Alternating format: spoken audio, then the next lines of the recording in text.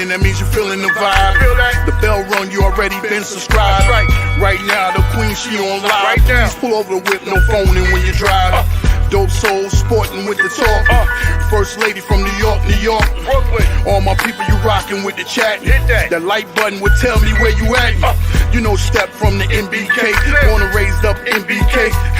Hey, real lady, where she holding it down. No matter way how you feel, she gon' greet you with a smile. Sister, you one of a kind. Yes. Oh, sister, it's time you shine. Dope Soul. Where you at? Where you at? Dope Soul. Where you at? Where you at? Dope Soul. What? Dope Soul. What? Your soul. Where you at? Where you at?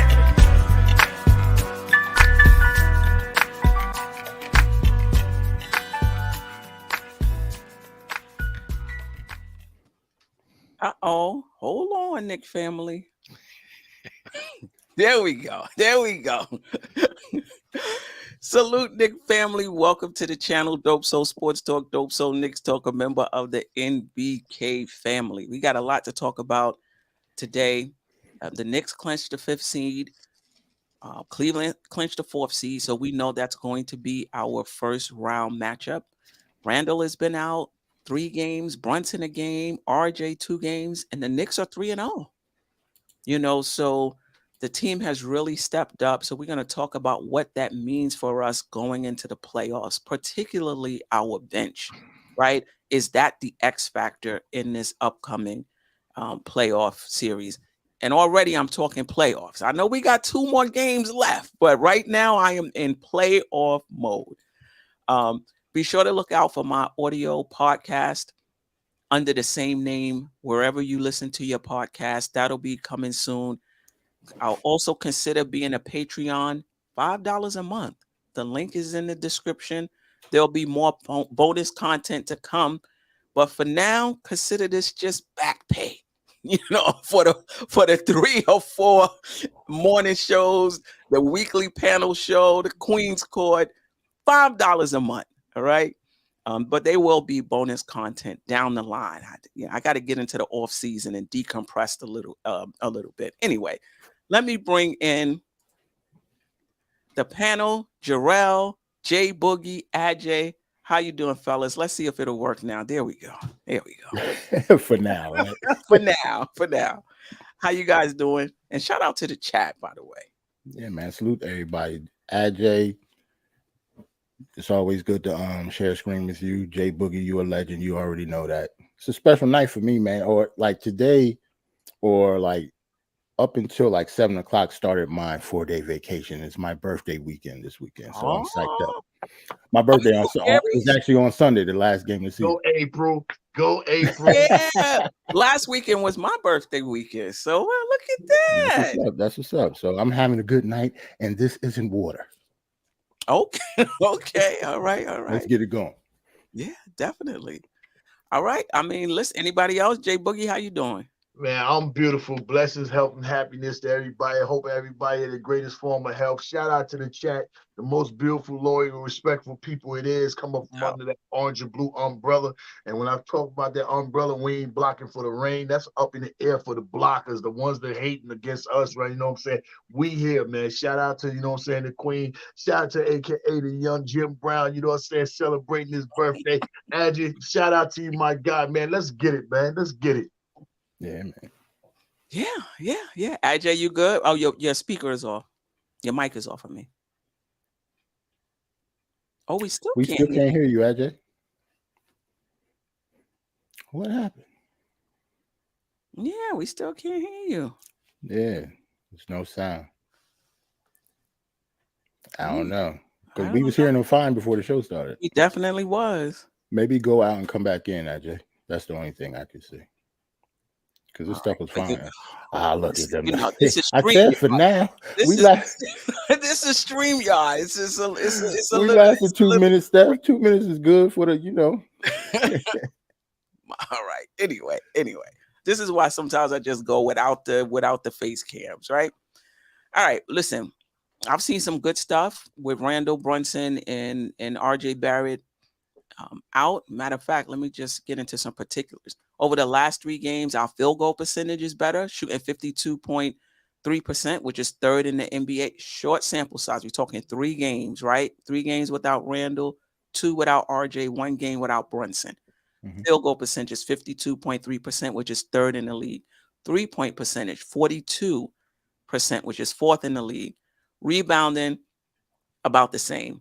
Assists is up from 22.6, which was 29th in the league, to 29.7, which is 4th in the league. Free throw percentage is down. Turnovers about the same. And we're 3-0. Now I'm gonna ask this question. It might be a little trolling question. I don't necessarily believe this, but I feel like as the host of a show, I got to give the people what they want. And the fans have been talking about this in the chats, multiple chats, because I listen to other shows as well. So I got to throw this out, but I'm going to tell you right now, I think the answer is no for me. Are we a better team without those guys? Or are the players that's playing now just as good as the guys who aren't playing? What do you attribute our improvement in these statistical areas and going 3-0 to? What do you attribute it to? Ajay, you good? Nah, I still can't Nah, hear we him. still can't hear you. Yeah, I don't know what's up with Ajay. I guess I'll go first real quick. Yeah, no. I mean, I hate to just blatantly say it like that, but no, man. Randall's an all-star. JB is an all-star in my eyes. At least he deserves it. So no, I'm not going to say that quickly. And Obi is just as good as they are. I just accounted to like it's the end of the season.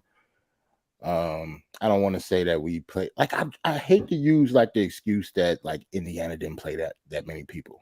Or they didn't play their starters, because we didn't play our starters either. So our bench is just better than theirs, obviously. But I don't want to take anything away from the performances either. So it's kind of hard to say when it comes to stuff like that. But I do not think that they are better than our starters. No. Yeah, agreed. Boogie. Oh no, they're definitely nowhere near where our starters are. You know what it is that being that our number 1 and our number 2 are not on the floor. Those guys are doing what they're supposed to do to win games. You're supposed to play team ball. Jalen and Julius, those are bucket getters. They can get buckets one-on-one, clear outs, no system, no pick, no nothing. They can get their own buckets. Right. These guys cannot do that on a consistent basis. They Right. cannot do that. But they can play good team ball that makes it looks like, you know what I'm saying, okay, what we ain't been having ball movement and everything, you know what I'm saying? So that's how they supposed to play. When you down not 1 but 2 of your guys, you know what I'm saying? You're supposed to, you know what I'm saying, have a complete effort and ball movement, cutting and everything, playing to a more quicker, fast pace, a non-ball stopping situation. Them guys can get buckets, you know what I'm saying? Anyone that Jalen or Julius can receive the ball and do whatever they want at pretty much 80% of the time. These guys, they cannot do that. And it looks good with the way them guys is playing. They're playing together. They're feeding off one another. They got something that they want to prove. They want to raise their stock up. They want to let you know when, you know what I'm saying, we got y'all back. They plan to let you know we got their back. Right. You know what I'm saying? Other people are looking at it like, you know what I'm saying, they should have them guys spot. Nah, I don't believe that. We're not going nowhere without Jalen, and we're not going nowhere without Julius.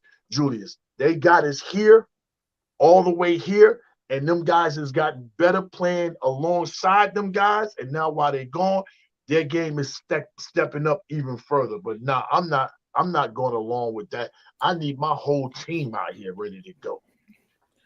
Yeah. And to your point, I just think it's those guys, and a credit to them stepping up. Yeah. Just a credit to them stepping up, and then also a credit to the coaching staff as well, figuring out you're not going to be able to play, to Jay Boogie's point, the way you played with Randle and Jalen Brunson. Those guys command a lot of attention. They get double teams. You can get shots off of them. You know, they get you cleaner. You know, they get you cleaner look. They generate looks for Grimes. Without those guys, how were you generating looks? By moving the ball faster than the defense can move. That's how you generating shots. Getting out on the fast break, trying to get shots before defense is set. Last night, the Knicks had 28 fast break points. They average about 12. A little, a little over 12. So kudos to the coaching staff figuring out, listen, this is how we're going to need to play, so that we can get those easy shots like you were getting off of Brunson and Randle. So I felt like I needed to ask the question. Even when I was writing it, I was like,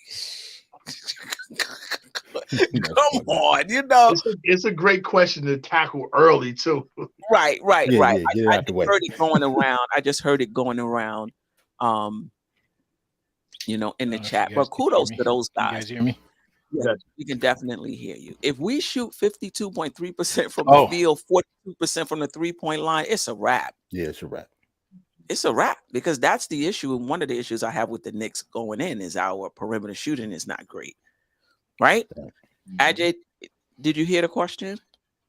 Basically, what do you attribute us going 3-0 to? And the fact that we're shooting better from the field, we're rebounding about the same. Our assists are up, free throws is down, turnovers is about even. What do you attribute that to in the absence of Randle for 3 games, RJ for 2, and Brunson for 1? That's a tough question. Okay. I mean, it's a very small sample size, so you really it's tough. You know what? Not for nothing. I mean, we played, good teams, bad teams, teams that are playing for something, teams that are playing for nothing. Tomorrow's a good test. Tomorrow we're playing the Pelicans, who a do or die situation right now. So they're actually fighting. So they're gonna bring it. So it's a good test, but it's a small sample size. You really can't tell. I mean, would you get the same result if you playing this lineup for 20 games, 25 games? You really can't tell. Right. But it's good to know that we have a bench deep enough that we could compete. That's important, because if we can play like this against the Pacers and who do we play before that? The Cavs. The Cavs. Mm-hmm. So that means our bench is superior than most teams' bench. So that's an advantage in the playoffs. I mean, we all know the Cavs bench is not great. Once you go 6 after the 6th guy, there's really nothing else. Right.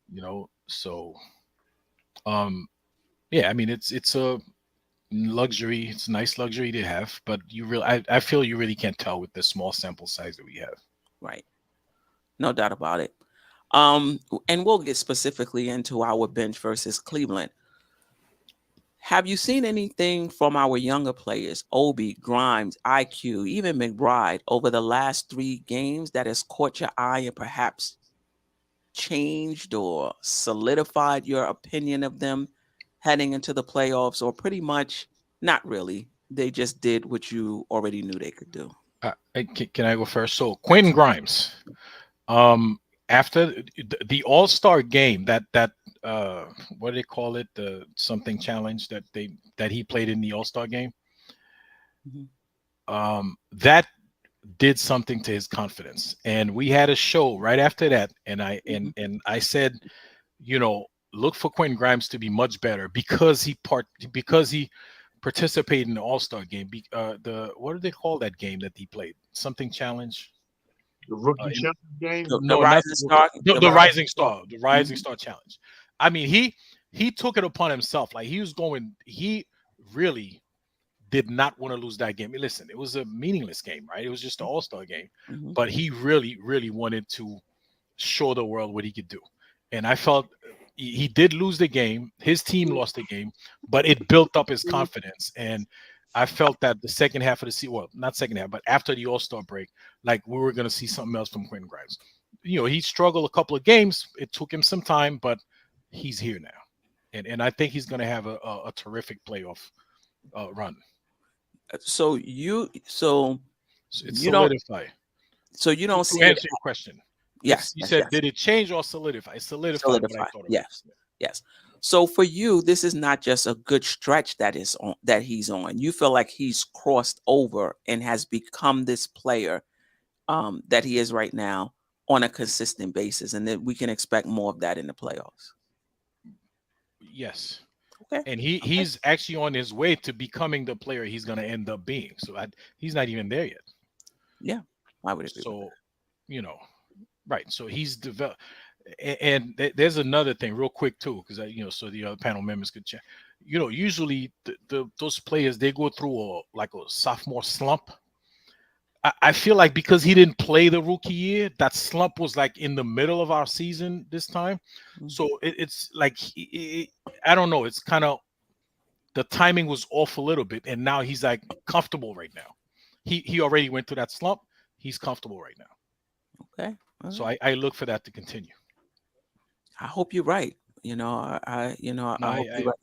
I do remember last year, Quick struggled a little bit in his second year, and down the stretch, the last 5-6 games, whatever the games were without Randle, he really balled out. And then this season, he was able to build off of that. Like, really took the next step. I hope that's the case for Grimes. Anybody else? Anything you've seen, from the younger players that either solidified what you already thought or have you thinking differently? For me, pretty much solidified. Grimes has been more aggressive. I like seeing that. But other than that, nothing has really surprised me from any of them. Any of their play for the last few games. They look the same. Just like I think that they're still inconsistent. So like these 3 games could look completely different from the next 3 games. But I still know the talent of the players. You know what I'm saying? Like I still have faith in their talent though. Right. But you never know what you're going to get next game from them. At least for me, I don't have trust in any of them just quite yet. It's maybe quickly because he's been more consistent a little longer than Obi and Grimes. But as long as Grimes stay consistent and stay aggressive, I think he'll be fine. It just might not be this year. Maybe next year will be the time that he actually takes the next step in becoming a full-fledged starter, getting all the touches, and getting even more minutes, because didn't his minutes go down a little bit when Josh Hart got here, just like RJ's did? Yeah, went down a lot. Yeah, so maybe next year he'll take the next step and he'll get even more minutes than he did last time. Well, this year, I should say. I feel it was just due time for him to, to bloom. And his time is now. I think his game had to catch back up to his body. And what I mean by that, he's doing so much. He's already the #1 defensive player. He's checking. RJ, it's not just position no more. He's checking the best wing player it is on the opposite team, whether it's the 2 guard or the 3 guard. So when you putting all that extra leg and all that extra energy into your defense, you're going to lose some of your game because that's your title. But now he don't found his body. It was said that they had to stop him from continuing on going into the gym, working out late hours. They had to stop him from doing that. He was putting in so much work in the gym, trying to find and get his game and get his, his body and everything to be on the same page. Whereas right now, whatever he was doing is clicking now. And as he spoke upon it, from the All-Star break onto now, him playing with his peers and hearing who they are, what they doing and all that. Hold up, wait a minute. For real talk, I'm like y'all. Y'all forget. And when we was first coming into the league, and I was busting everybody in the camp. So let me make my name back notable. So now, from there on, now he's getting, he's getting his shine on from the fans. Everybody's happy now. When we start he need to knock down them shots. He's knocking them shots down, but more importantly, he's constantly willing to take those shots. You can't make those shots until you feel confident of taking them shots. And he's real confident in his game, his catch and shoot, or his catch and go by you up the dribble. It's just the confident level in his game is where it's satisfying to him.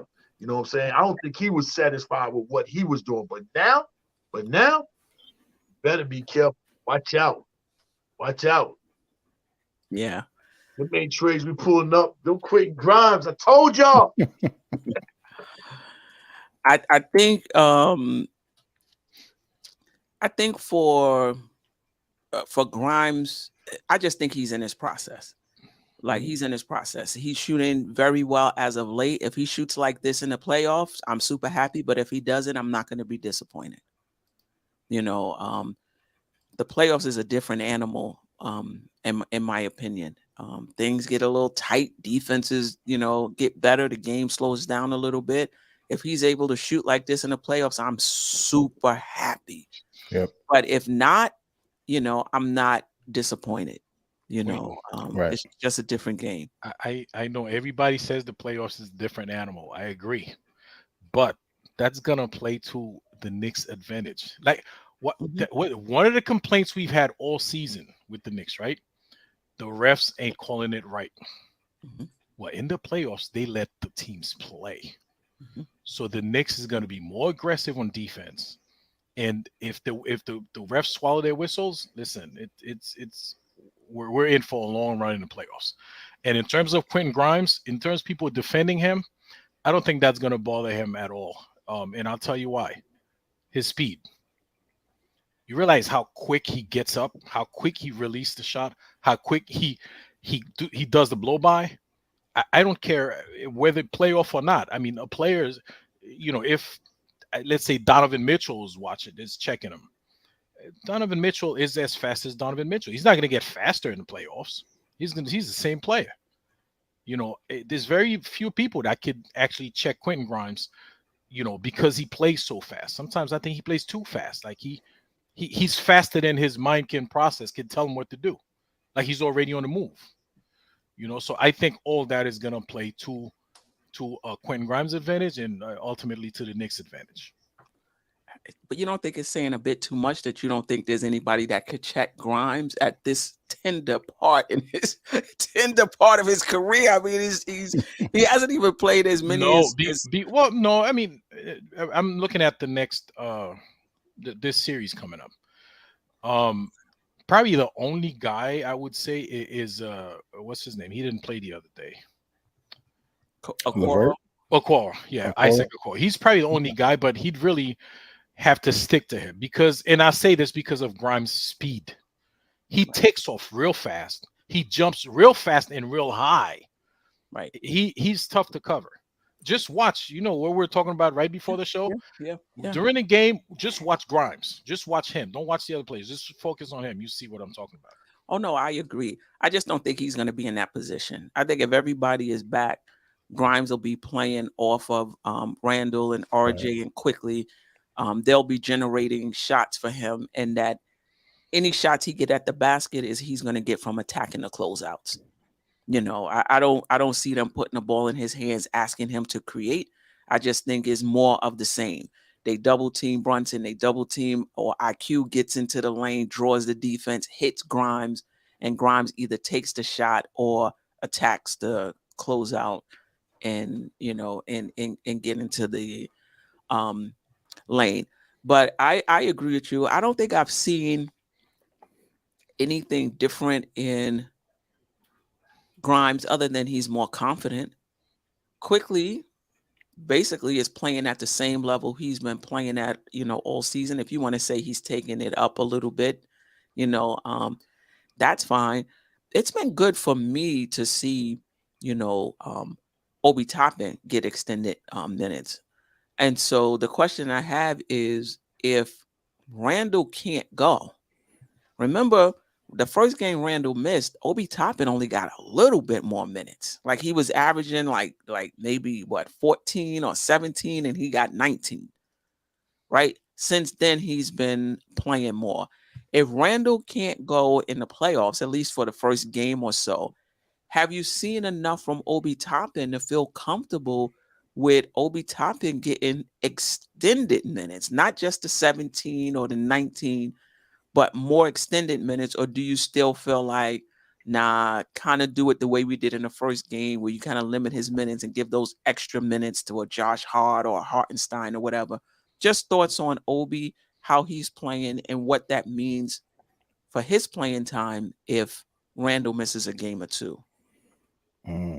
Like for me, I'm torn between what I would do and what I think Tibbs would do. Like I don't think Tibbs is going to change his rotation when it comes to Obi. I think it'll be like he'll get his same amount of minutes, but he'll just get him in different spots. Like the previous game, not the last game when he got more minutes. Like when it comes to the playoffs, I think Tibbs is going to be Tibbs. If it was me, I would probably give Obi more minutes.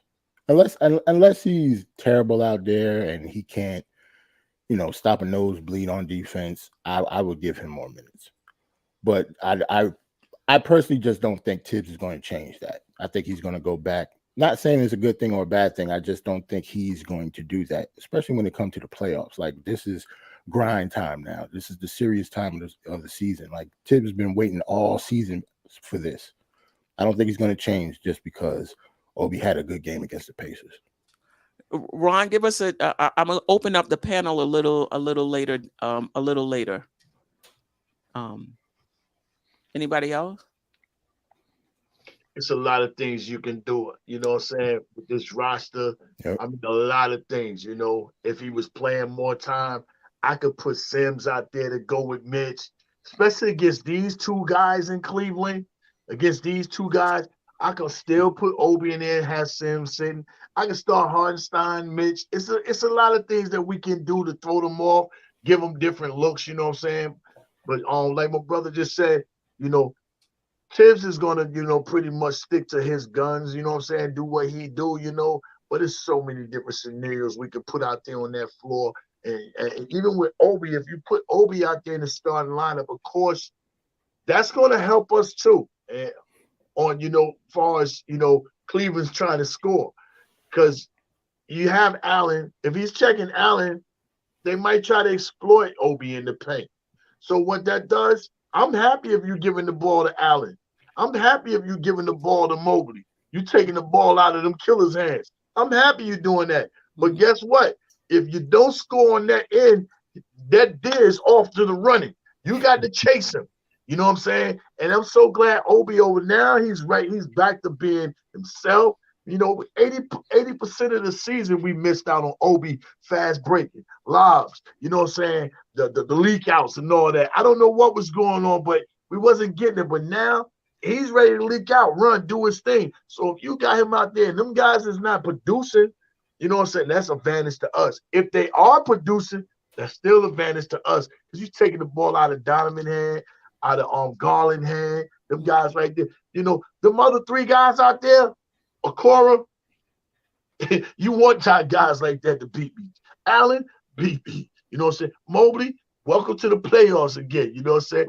Beat me. Let me see what you can do. But keeping that out of that 70-point backcourt, they can get 70 points. Easy, 40 and 30, or maybe 50 and 20. You know what I'm saying? Some kind of way they can get multiple buckets. But hey, it's a lot of different things we can do, and I'm quite sure Tom is going to figure it out. And then when they think they got it, he's going to do something else to throw them off. I think we win this coaching battle too, man. I think we really do win this coaching. You're right. And you talk about Grimes, they ain't got nobody over there can check Grimes, and Garland's going to be sticking him. Garland can't check him. Garland don't play no defense. Because you might well say Donovan gonna go check RJ. Because they're gonna put a call on Jalen. That's how they're gonna match up with us. So Garland, he's supposed to be ready to fire at will. As soon as I can fire. Fire. Do it. Do it, Grimes. Fire. Do it. And don't let him hit the first couple of shots too, man. Because if Cleveland's in trouble, if he hits the first couple of shots, Quentin Grimes, forget it. Yeah, I mean, I'm liking what I'm seeing in Obi, and I talked about this on the morning show at the end of last season. I said if Obi wants to see more time, he has to move away from just being a rim runner. Not that you can't be a rim runner, but just being a rim runner. Just being able to score when you're on the floor with quickly. No, you got to get that three-pointer to a respectable level. Right. Then when they start closing out on you because you can shoot it at a respectable level, now you start attacking the closeouts. Now you can start playing in half-court basketball, right? And that can extend your minutes. And I'm seeing that, the last few games. I just think so. I'm fine with Obi Toppin starting. I'm fine with Obi Toppin getting more minutes. The issue is Cleveland. I wasn't even thinking about this till Jay Boogie, brought it up, with Mobley and Jared Allen and the height, and the height that they have. Rebounds. Would we be better rebounding? Would we be better served, trying to match that with a Josh Hart and not Josh Hart, excuse me. Hartenstein and Mitch. Sims and Mitch, though, I can't. Or Sims and Hartenstein. Yeah. Sims and Mitch, I just feel like all our scoring is going to come up top. Right. Ain't nothing going to be happening, down low. But yeah, go ahead. Queen, I want to say something real quick. Like, one of the knocks on Obi the past couple of games is that I think the first game he had, like the first couple of games he had like one rebound a game or something like that. Mm-hmm. But we haven't been out rebounded though as a team.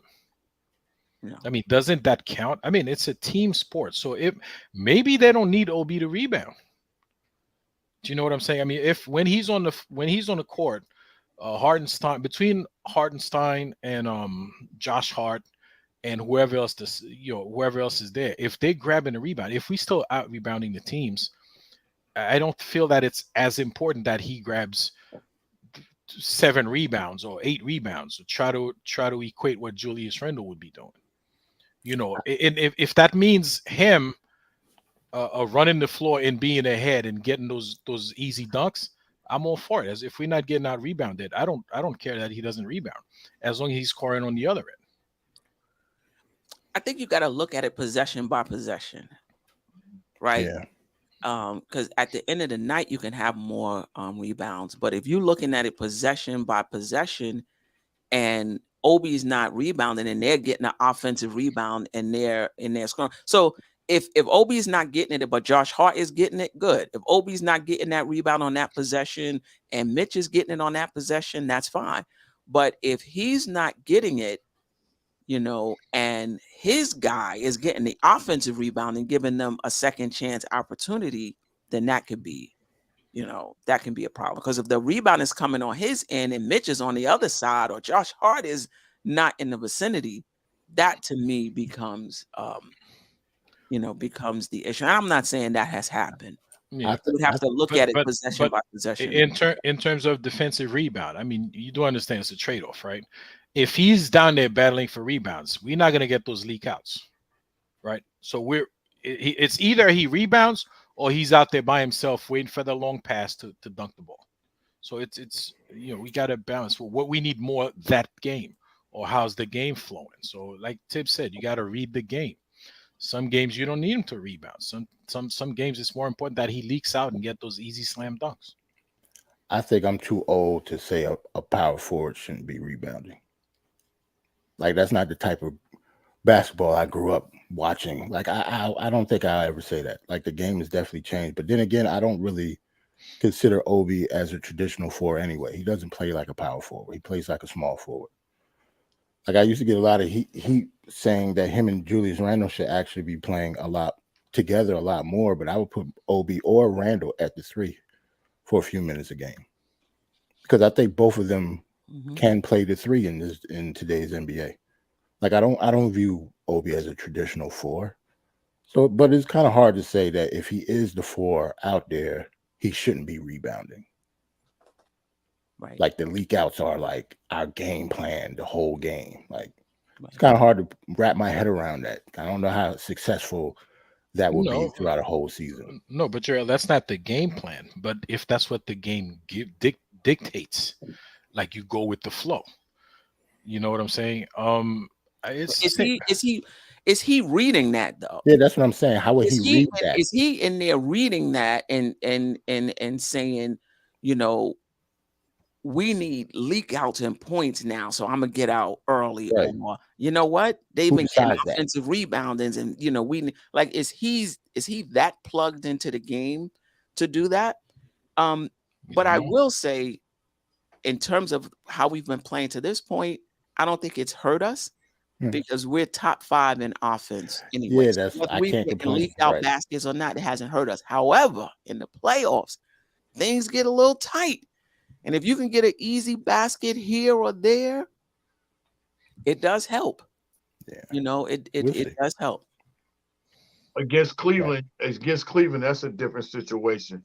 You want, the playoffs. You gotta, you in the playoffs. You don't even want to go. You don't want to transform from the defensive end to the offensive end until you secure the ball in the playoffs. The less amount of shots, you know what I'm saying, that you get, that the opposing team gets, the more chances we can get a shot.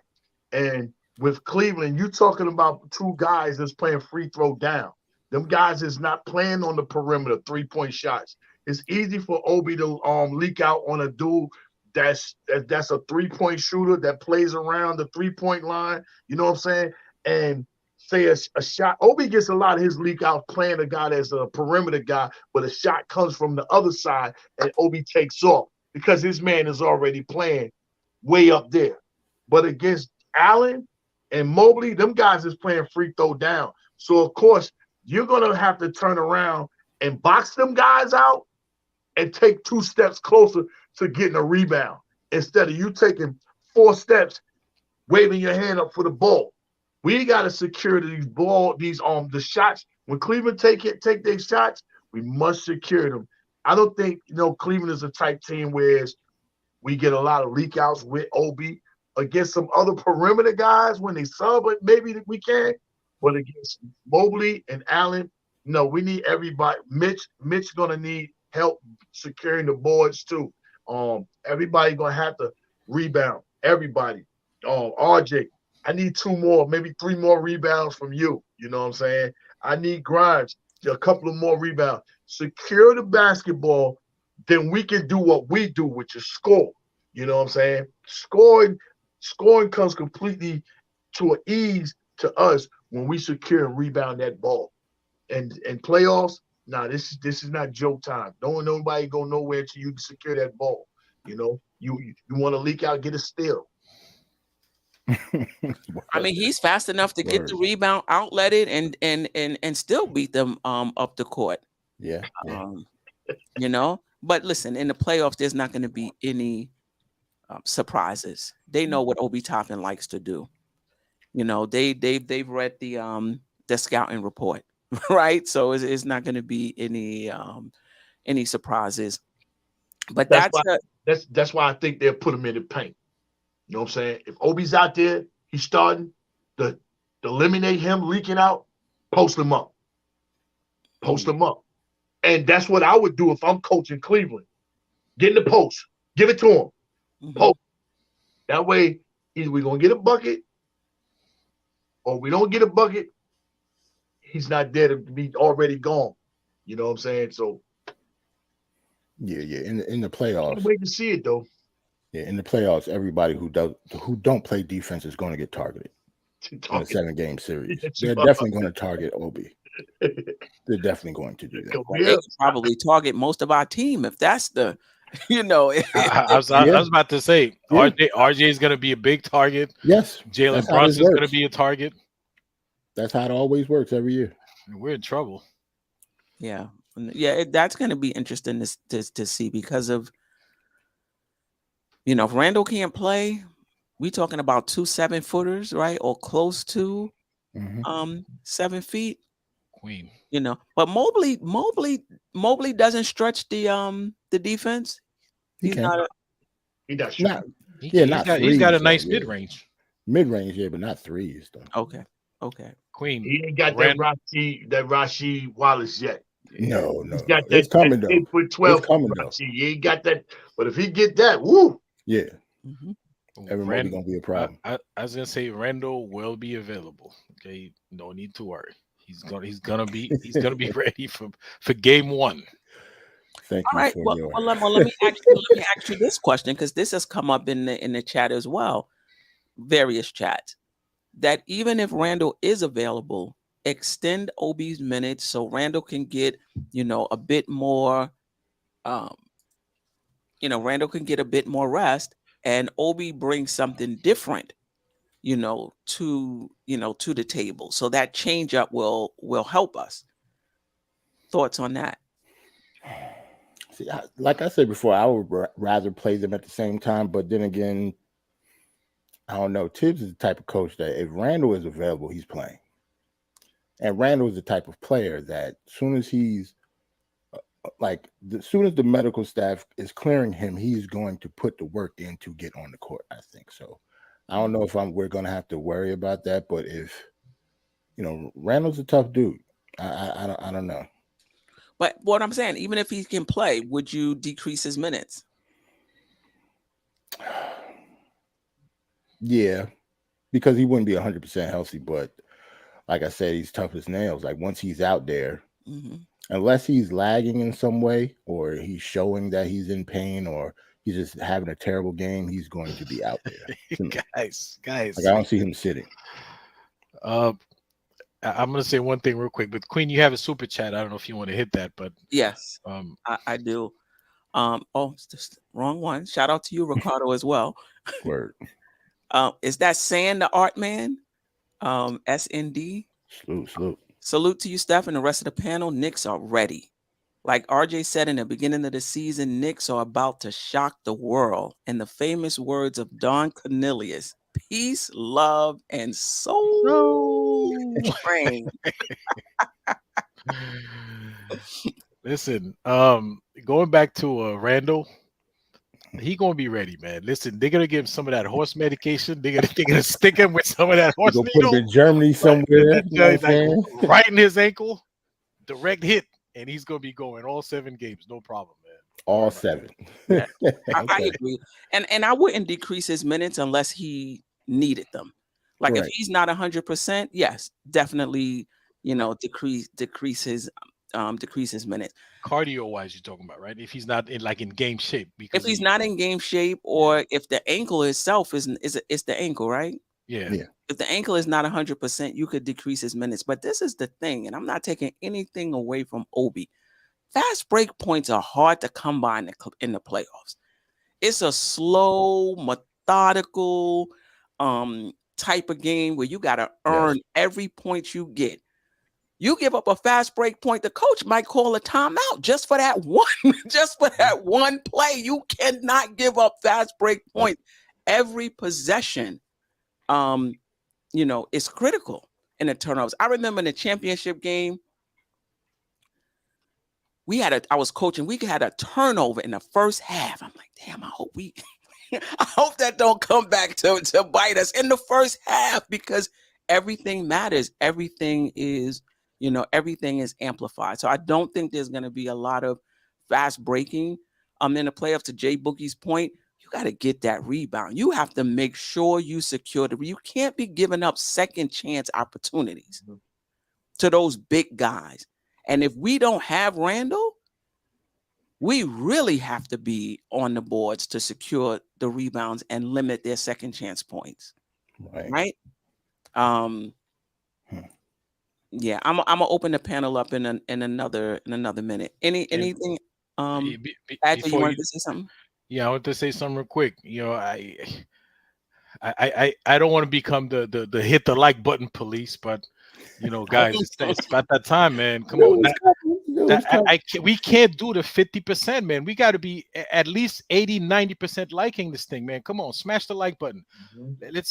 You guys are here. You liking this, man? Let's go. Yeah, we got 96 in the chat. I just hit it myself. We got 45. 45. Come on, man. 45 at 96. Now 48. Now we're at half. Come on, let's go, man. I want to see 75% likes, at least 75. Not that it's not acceptable, but I'll take that. I won't complain about it. Steph, I caught you on that light flex you just had to talk about. You was coaching in a championship game too. You guys try to slide that in there real slick. Like, yeah, I was coaching. It's a championship game. You know what I'm saying? Yeah, I was like, listen, we cannot be turning the ball over. Saying the Art Man, I appreciate you again for the second super chat. Obi's man is always on the perimeter. Second units play 4 on the perimeter, 1 in the paint against the Knicks. That's why Obi gets the leak outs. But Obi's going to be, if Obi is starting, it's going to be a different story. If he's playing with the second team, we have to see. I think our bench is better than theirs. They may wind up having to, like we stagger RJ. with that second unit, they may wind up staggering some of their starters. Went the second unit, because that's how dominant I think our bench is. Yeah, I could definitely see that. Like, teams are going to have trouble against us in the playoffs just because of that alone. Like, Cleveland only go, like, you talk about talent-wise, they're very talented, top-heavy, but yeah, once you get into their bench, we have a better bench than they do. So I agree with you. They're definitely going to stagger, like, Evan Mobley's minutes. He's going to be playing with both starters and the bench. Yeah. No doubt about it. I'm going to drop the link. I don't want it to get too crowded. I know Man and Ron from Still Nick Fan said they wanted to come on, so I'm going to drop it for those two. What I do, I make extra space. No, we good. Okay. No, we good. 6 is good. Yeah, 6 is good. Because I want to start talking about specifically our bench in Cleveland. But let me just start with this simple question. What's the difference? Everybody says there's a difference between the playoffs and the regular season. Number one, do you believe that? And if so, what's the difference, in your opinion, between the regular season and the playoffs? Absolutely. To answer the first question, absolutely. And intensity. Like, everything is on the line now. Like, every play is the last play. You play like it's your last play. You play like your hair is on fire. This is like this in every sport, whether you're playing baseball, basketball, football, doesn't matter. Once the playoffs start, like, it's a different game. Like, I don't view it as like the regular season at all. Like, and it doesn't really matter the sport either. It's not just basketball. Every sport is like this. So intensity, I don't know, a lot of studying because you're playing the same team 7 times, if you get to that point. So right, a lot of studying, focus, intensity. That's all the playoffs is to me. Rest in peace to the great one, Kobe Bryant. One of his biggest lines he's always say is, "Y'all don't care nothing about regular season MVP. Give me MVP in June. This is money time. The money is on the line, and this is what you prep for. This is what you aim for, and this is what you want. You want to be in, and you want to be performing when everybody else's season is done. You want to be performing when the biggest stage, the brightest lights, and this is what it is right here, right now. And it's money time. And what matter of fact, while I'm talking about money and money in playoff, shout out to Julius Randle. You know what I'm saying? For getting that bonus, the extra 1 point something million. Yes, he did. To the playoff. Shout out to Hartenstein. He deserved his bonus, 300 something thousand. You know what I'm saying? That them guys had in their contracts and everything. Them guys played and deserved to be inside these playoffs. They helped contribute to where we are today in this 5th seed, getting ready to go to Cleveland. You know what I'm saying? Yeah, they out there. You boom, boom, boom, boom, boom, boom. Boom, what you gonna do? Yeah, but don't forget. Biggie was on that track too. You know what I'm saying? So what I'm saying is, don't think we can't come out there and shut down them tracks out there. But yeah, this is playoff time. This is money time. This is what you play for right here, right now. Nothing else matters no more. How many games you won in the regular season, jockeying for position. Right now, the Knicks are 0-0. 0 up under the W column, 0 up under the losing column. They have no wins, no losses until the first game against Cleveland. And this is where you want to be at. This is a big difference between playing in the playoff and this regular season. And shout out to the team that worked hard to put themselves in this position. They get a chance to see it. Before I get to Ron and Ajay, Jeffrey Clafter, appreciate you. Intensity, scouting, and familiarity. That is definitely a difference in the playoffs. Deep Public Enemy, we said the same thing 2 years ago. Knicks have great bench depth, but still got beef. But all right, Deep Public. He ain't lying, but don't be talking about that. He ain't lying, but don't be saying that, man. It's a different team, though. Listen, what Jeff Clafton just said, that's exactly what I was going to say. The fact that you're playing the same team over and over, there's no surprises. You say that all the time, Queen. They know what you're going to do. if there's a slip up, they'll adjust the next game, Right. and they'll come for you, right? Right. So this is why the NBA is one of the hardest sport to, like, sometimes in the Super Bowl, the best team doesn't win because it's just one game. But Right. over a 7-game series, you could almost guarantee the best team's gonna win. Right. Okay. And Deep Public Enemy, like, a lot of people say that about a couple of years ago. You know what? I'm gonna twist it around a little bit. The same thing's gonna happen this year, except the same thing, meaning the 5th seed is gonna beat the 4th seed. All right. So yeah, history is gonna repeat itself, but we gotta be on the right side of it this time around. So yeah. Yeah. Anybody else? Some good comments coming in. But I'll let Ron and whoever else didn't comment before I get to the chat. Salute, Ron. How are What's you? up, Ron? Hey, What up, bro? I'm good. Hey, y'all doing? You know what I mean? It's been a minute. It's been a minute. Man, Hey, man, man. you out there. We opened up the panel, so come back. I'll drop the link. Yeah, it's good to see y'all. Shout out to Aj, J Boogie, I am Jarrell, and Stephanie. She's your. Okay, I'm not gonna do all that, but you know where I was going. Anyway, yeah. I'm happy. I'm really excited. I'm happy that the I'm looking at, I was doing the NBA report, and as I'm looking through the standings, and I'm like looking at the play, and I'm like, damn, it's nice to not have to worry about the Knicks being in one of these teams. Okay. It's a beautiful thing. So I'm really excited. I'm really happy. I'm just a little. I don't want to be that guy, but I have to be that guy just because I'm just a little concerned. Be that guy. I'm a little concerned because the Knicks to me are I think Tom Thibodeau is a creature of habit, right?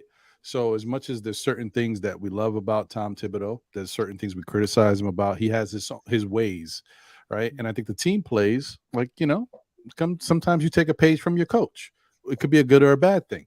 But I think when I'm referring to this, it's about how hard they play, how they want to give it all for their coach, how they want to be out there on the floor at all times, how they never stop doing what they need to do as far as prepping and getting themselves right. I'm concerned about Julius Randle. I'm concerned that Julius Randle is used to playing every game. I'm concerned because I see Julius being a rhythm type player. Even when he's jacking up threes, sometimes he don't got it on a certain night. There could be a certain night he shoots the first 2-3, they don't go in. Next thing you know, boom, he's on fire. He's getting it going. I'm concerned that this time off is coming at the worst possible time. Like, he doesn't have a buffer to get him into the playoffs. He's just got to come straight into the playoffs, hopefully, and just start being on his A game against a tough Cleveland team, because Cleveland's tough on defense to begin with. And we're talking playoff defense, and then you're just coming back cold. Oh, I don't know. I'm just a little worried about that. But other than that, I'm happy with everything. So that's my Debbie Downer for the moment. Right. No. I mean, I think one of the things you pointed out as we talk about what's difference between the regular season and the playoffs is the defense.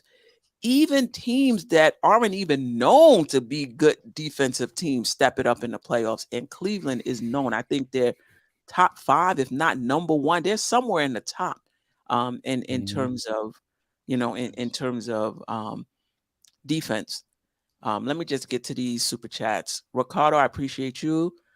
Queen, biggest worry with Cleveland, to me, they have a lot of wingspan with Allen and Mobley. And let's not forget LeVert with his long arms. We're going to win with the second unit and also playing a big lineup. I mean, that's a good strategy. Do you match them, or do you try to go small? Rebuild NYK.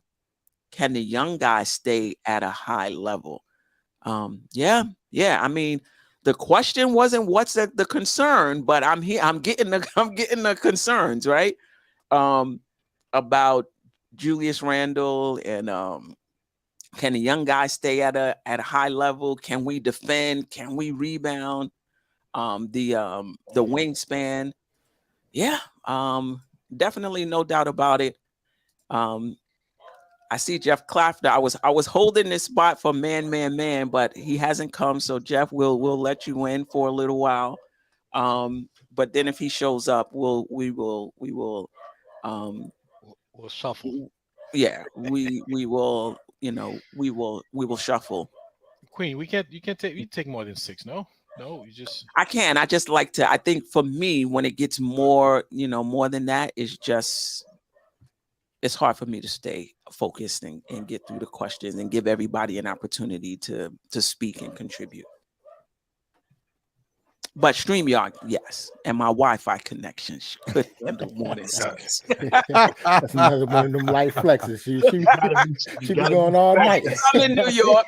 If I was down south, it would just be me and Jarrell sitting up. Yep. Yep, chilling. Yep. I remember those days. Yep. People was in the chat. You know, I remember one day somebody in the chat said, I hope the internet, I hope the internet holds up. Jeez. She got it. It was bad. I know that feeling. I've been dealing with it for a lot of time. So Yeah, no doubt. Jeff Clafter, how are you? Salute, bro. I am so excited, man. Playoffs. We in the playoffs. I'm so excited. But as soon as Ron Cleveland comes up, I'll give him my spot. But he's got to change his last name to Manhattan until the series is over. We can't be having no Cleveland up in here. No. Run New York. We got to represent New York around here. I don't know about this Cleveland business. I'm just playing with him, of course. And Jay Boogie, all eyes on us, but all ears on you, brother, because you just fire every track you drop. I just want to say salute to you, and we just appreciate what you do, man. Word. Keep doing it. Yeah. And Queen, thank you so much. You're the best in the business. You and Jarrell and Ron is still Knicks fans. I love your Saturday morning stuff. And Ajay, you my guy too. Yeah, man. Thank you. appreciate you, man. Appreciate you as always. Thank you.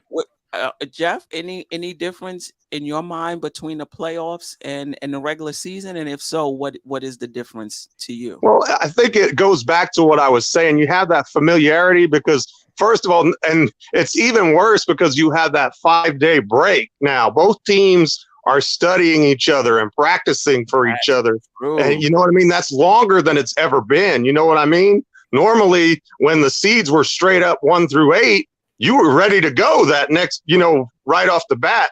Now these coaches are good coaches and they have more time to study, and they're going to not just take away what you do well 1 and 2, but probably 1, 2, 3, and 4. And so it's up to you to be able to find different ways to score and different ways while still, you can't reinvent the wheel either. You can't just change up everything that you've been doing either. So there's a big challenge there. And I think for us specifically, we're so young. Everybody in the rotation is 28 years or younger, and so, obviously I want to win the series, but to me, the experience for these young guys, Mitchell Robinson never been in a playoff game before because he was hurt, Right. Yep. And so we don't know you never know how young guys are going to respond when you put them in that situation in that first time. Like you, Queen, I did a little coaching, and when people have to make the jump, you have your junior high players and they make that jump to freshman team or junior varsity, and there's a big difference there. And when my son played, he had to make the jump from junior high all the way up to varsity right away. And the speed of the game, the intensity of the game is so much faster and so much stronger. And I think there's a lot of that goes into the NBA playoffs too. I think it's a similar deal. The intensity ratchets up, the speed's a little bit faster. You have to be that much sharper, that much on your game, because 1 or 2 mistakes and that'll cost you the game, and you lose, cost you 1 game, probably cost you the series. Yeah. Josh Hart said something, I think it was on a post game. He said, everybody looks at the fourth quarter, or everybody looks at the last 5 minutes, but sometimes you can win a game in the first quarter. Mm-hmm. Sometimes, what you do in the first quarter kind of sets you up. And when I was looking at last night's game, in the first quarter, the Knicks scored 38 points. Who we played? Y'all know my Pacers. Indiana. Pacers played. Indiana played 28 points, but in the second, third, and fourth quarter, both teams scored 100 points. Mm-hmm. It was that Knicks getting out to that good start in that first quarter, that really helped them out. you know. But to your point, Jeff, that's one of the concerns that I have. That you bring up a good point that they have more time to study you, because you're right. You would end your season on a Friday. Sunday, you had the first game. Everybody was going in. Obviously, the coaches did some scouting, but you may not have even known who you were gonna play, depending on like the way it's going out in the West. Now you got 5 whole games. You know who your opponent is. There's not going to be any surprises. But this is the concern I have. They take away our first 2 options, maybe even the third. Can you get mad if Quickly doesn't come through in the playoffs? Can you get mad if Grimes doesn't come through in the play? Like, we're a very young team. They're going to double team Brunson. They're going to do what they can to take Brunson and Randle out of the game, take away your first and second option. What's our third option? What's that? We're going to be down to McBride. You know what I mean? This is what teams do, you know, and if you don't, and we're going to do the same thing with them, right? Once, you know, if they don't have a strong bench, right? So if we can take away their first few options and they getting down to their bench, we should have the advantage. But that's the concern, that we have a young team who hasn't really been in this position. If they take Randle, Brunson out, we're counting on Grimes. We're counting on, you know, young guys to kind of hit shots for us and create space, you know, for those guys. So rebuild NYK. Can the young guys stay at a high level? That's my hope. You know, things do get tighter. Like I brought up the last 3 games, small sample size. We're shooting 52.3% from the field. You know, other than McBride at 27.3% and Barrett at 35.3%, Quickly 45%. Everybody else is over 50% from the field. The 3-point percentage, everybody is at 42%. Everybody other than RJ Barrett is shooting over 40% from the 3-point line. If we get that type of numbers, we get that going into the playoffs, we good money. Book us for the second round. You know what I mean? But King of Heroes, here we come. Right. Will that continue in the playoffs when people are fighting over screens? You're not getting as much space as you usually get, you know, to get your shot off. But Queen, it goes the same way for them. Can absolutely their young guys stay at a high level? Yes. I mean, aside from Donovan Mitchell, they really don't have nobody else with crazy playoff experience. You know, I mean, Mobley, you know, Garland. I mean, who's gonna stay at a high level for them? So it goes both ways. Yes, I agree with that. Steph, if you still have the numbers up there, what's the what was the free throws? The last 3 games down. The last 3 so on the season we're 76.5. I was like, that has to be a mistake. So on the season we're 76.5, which is 22nd in the league. But over the last 3 games, just 65.7. Jesus, which is 28th. It's headed the wrong way. Yeah, they ain't gonna cut it in the playoffs.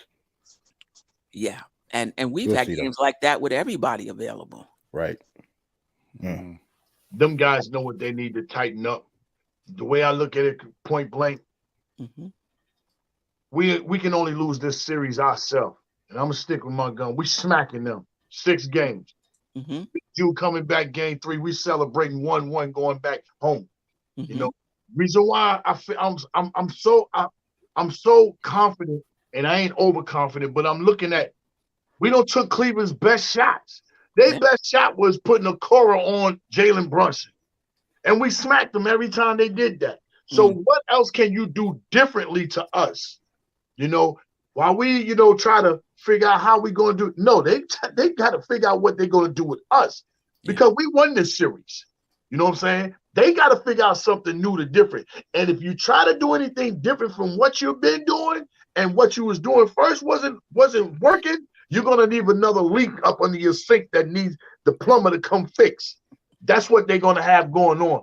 I love what we got going on. And besides their best defense they throwing at us that has not worked, our bench is like, man, our bench is lethal.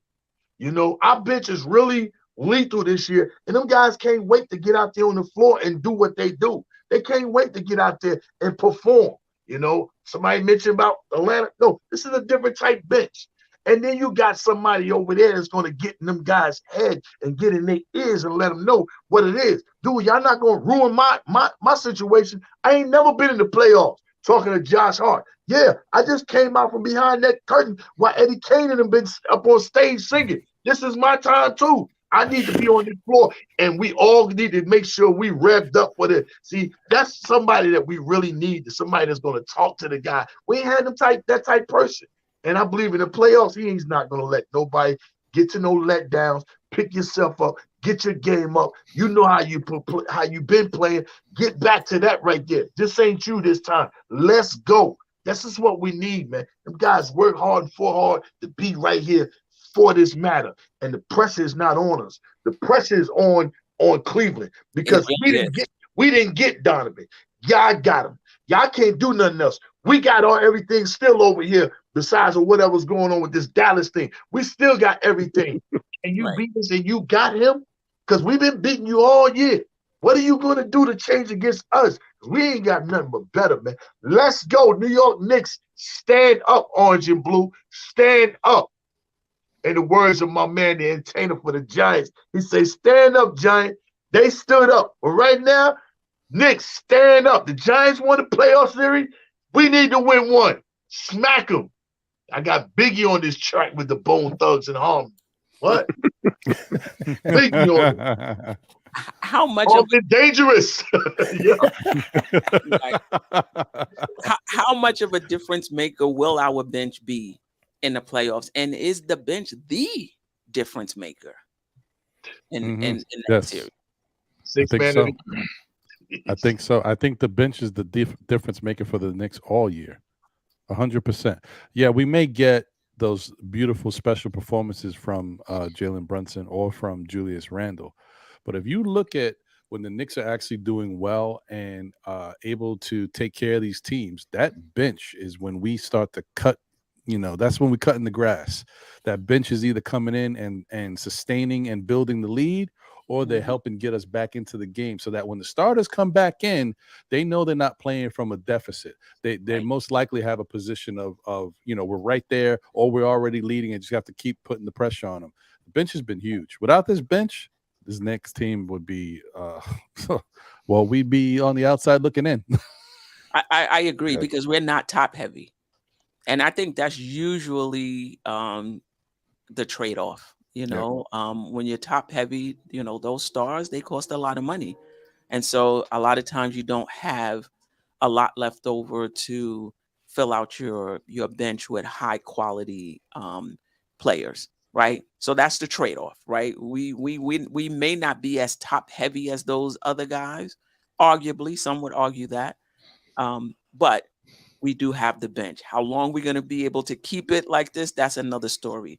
But Isaiah Hartenstein, the way he's playing as of late, like really, him and Josh Hart are two, don't even look at their scoring. Ron, did you hear me the other day? I'm using your word now. I know, ancillary. I hear you. Ancillary. Ancillary stats. We getting those ancillary stats from both of the Harts. Sometimes they score, sometimes they don't. But when you look at the rebounds, the assists, the steals, those guys are putting in work. Josh Hart had 12 rebounds and 7 assists. I didn't even realize that. Yep. And 7 assists and like 3 or 4 steals. So you got that coming off your bench. The other thing I like about how we're playing, whether we're 3-0 or not, I don't think, listen, your shooting can always go south, right? But I don't think these guys are going to be intimidated. Even our young guys. I don't think Grimes is going to be intimidated. I don't think IQ is going to be intimidated. If we have to play McBride, I mean, that's the other thing that I'm a little concerned, and I'm not trying to be a Debbie Downer. If for whatever reason Brunson can't go or he has a setback and we move quickly up, now we got to move McBride up. You know what I mean? Me personally, I would feel a bit more comfortable with a more seasoned third string guard in this situation. But like you guys pointed out, this playoff series right here, we playing with house money. Like whatever happens, whatever happens, happens. But I just feel like our guys are not going to be intimidated. So in that situation, since it is a playoff series, does Tibbs break the glass on Derrick Rose then instead of Deuce? I would be surprised if he. I would be surprised if he did. And there are some Knicks fans. Shout out to Tony Crow, Knicks and Bruises, who believe that we're holding him in bubble wrap. To your point, Jarrell, just to bring him out in the playoffs. I don't know. If I had to bet on it, I would say no. Anybody else want to take a stab at that? I'm just going to say real quick, no, I don't think so. And I think the longer that Rose is on the shelf, the worse he's going to look when he gets out there and starts playing. And I don't think Tibbs. I think Tibbs has much more love and respect for Derrick Rose rather than to put him in a position where he looks bad out there.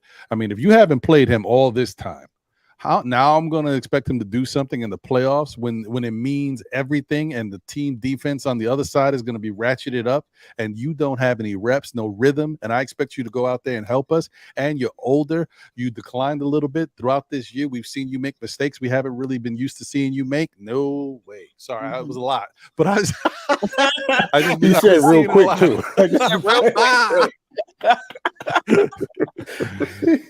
Yeah, I don't see it. Well, Tibbs did kind of do that to Frank. So you never know. He's not an older player like Derrick Rose, but he did kind of put Frank out there cold.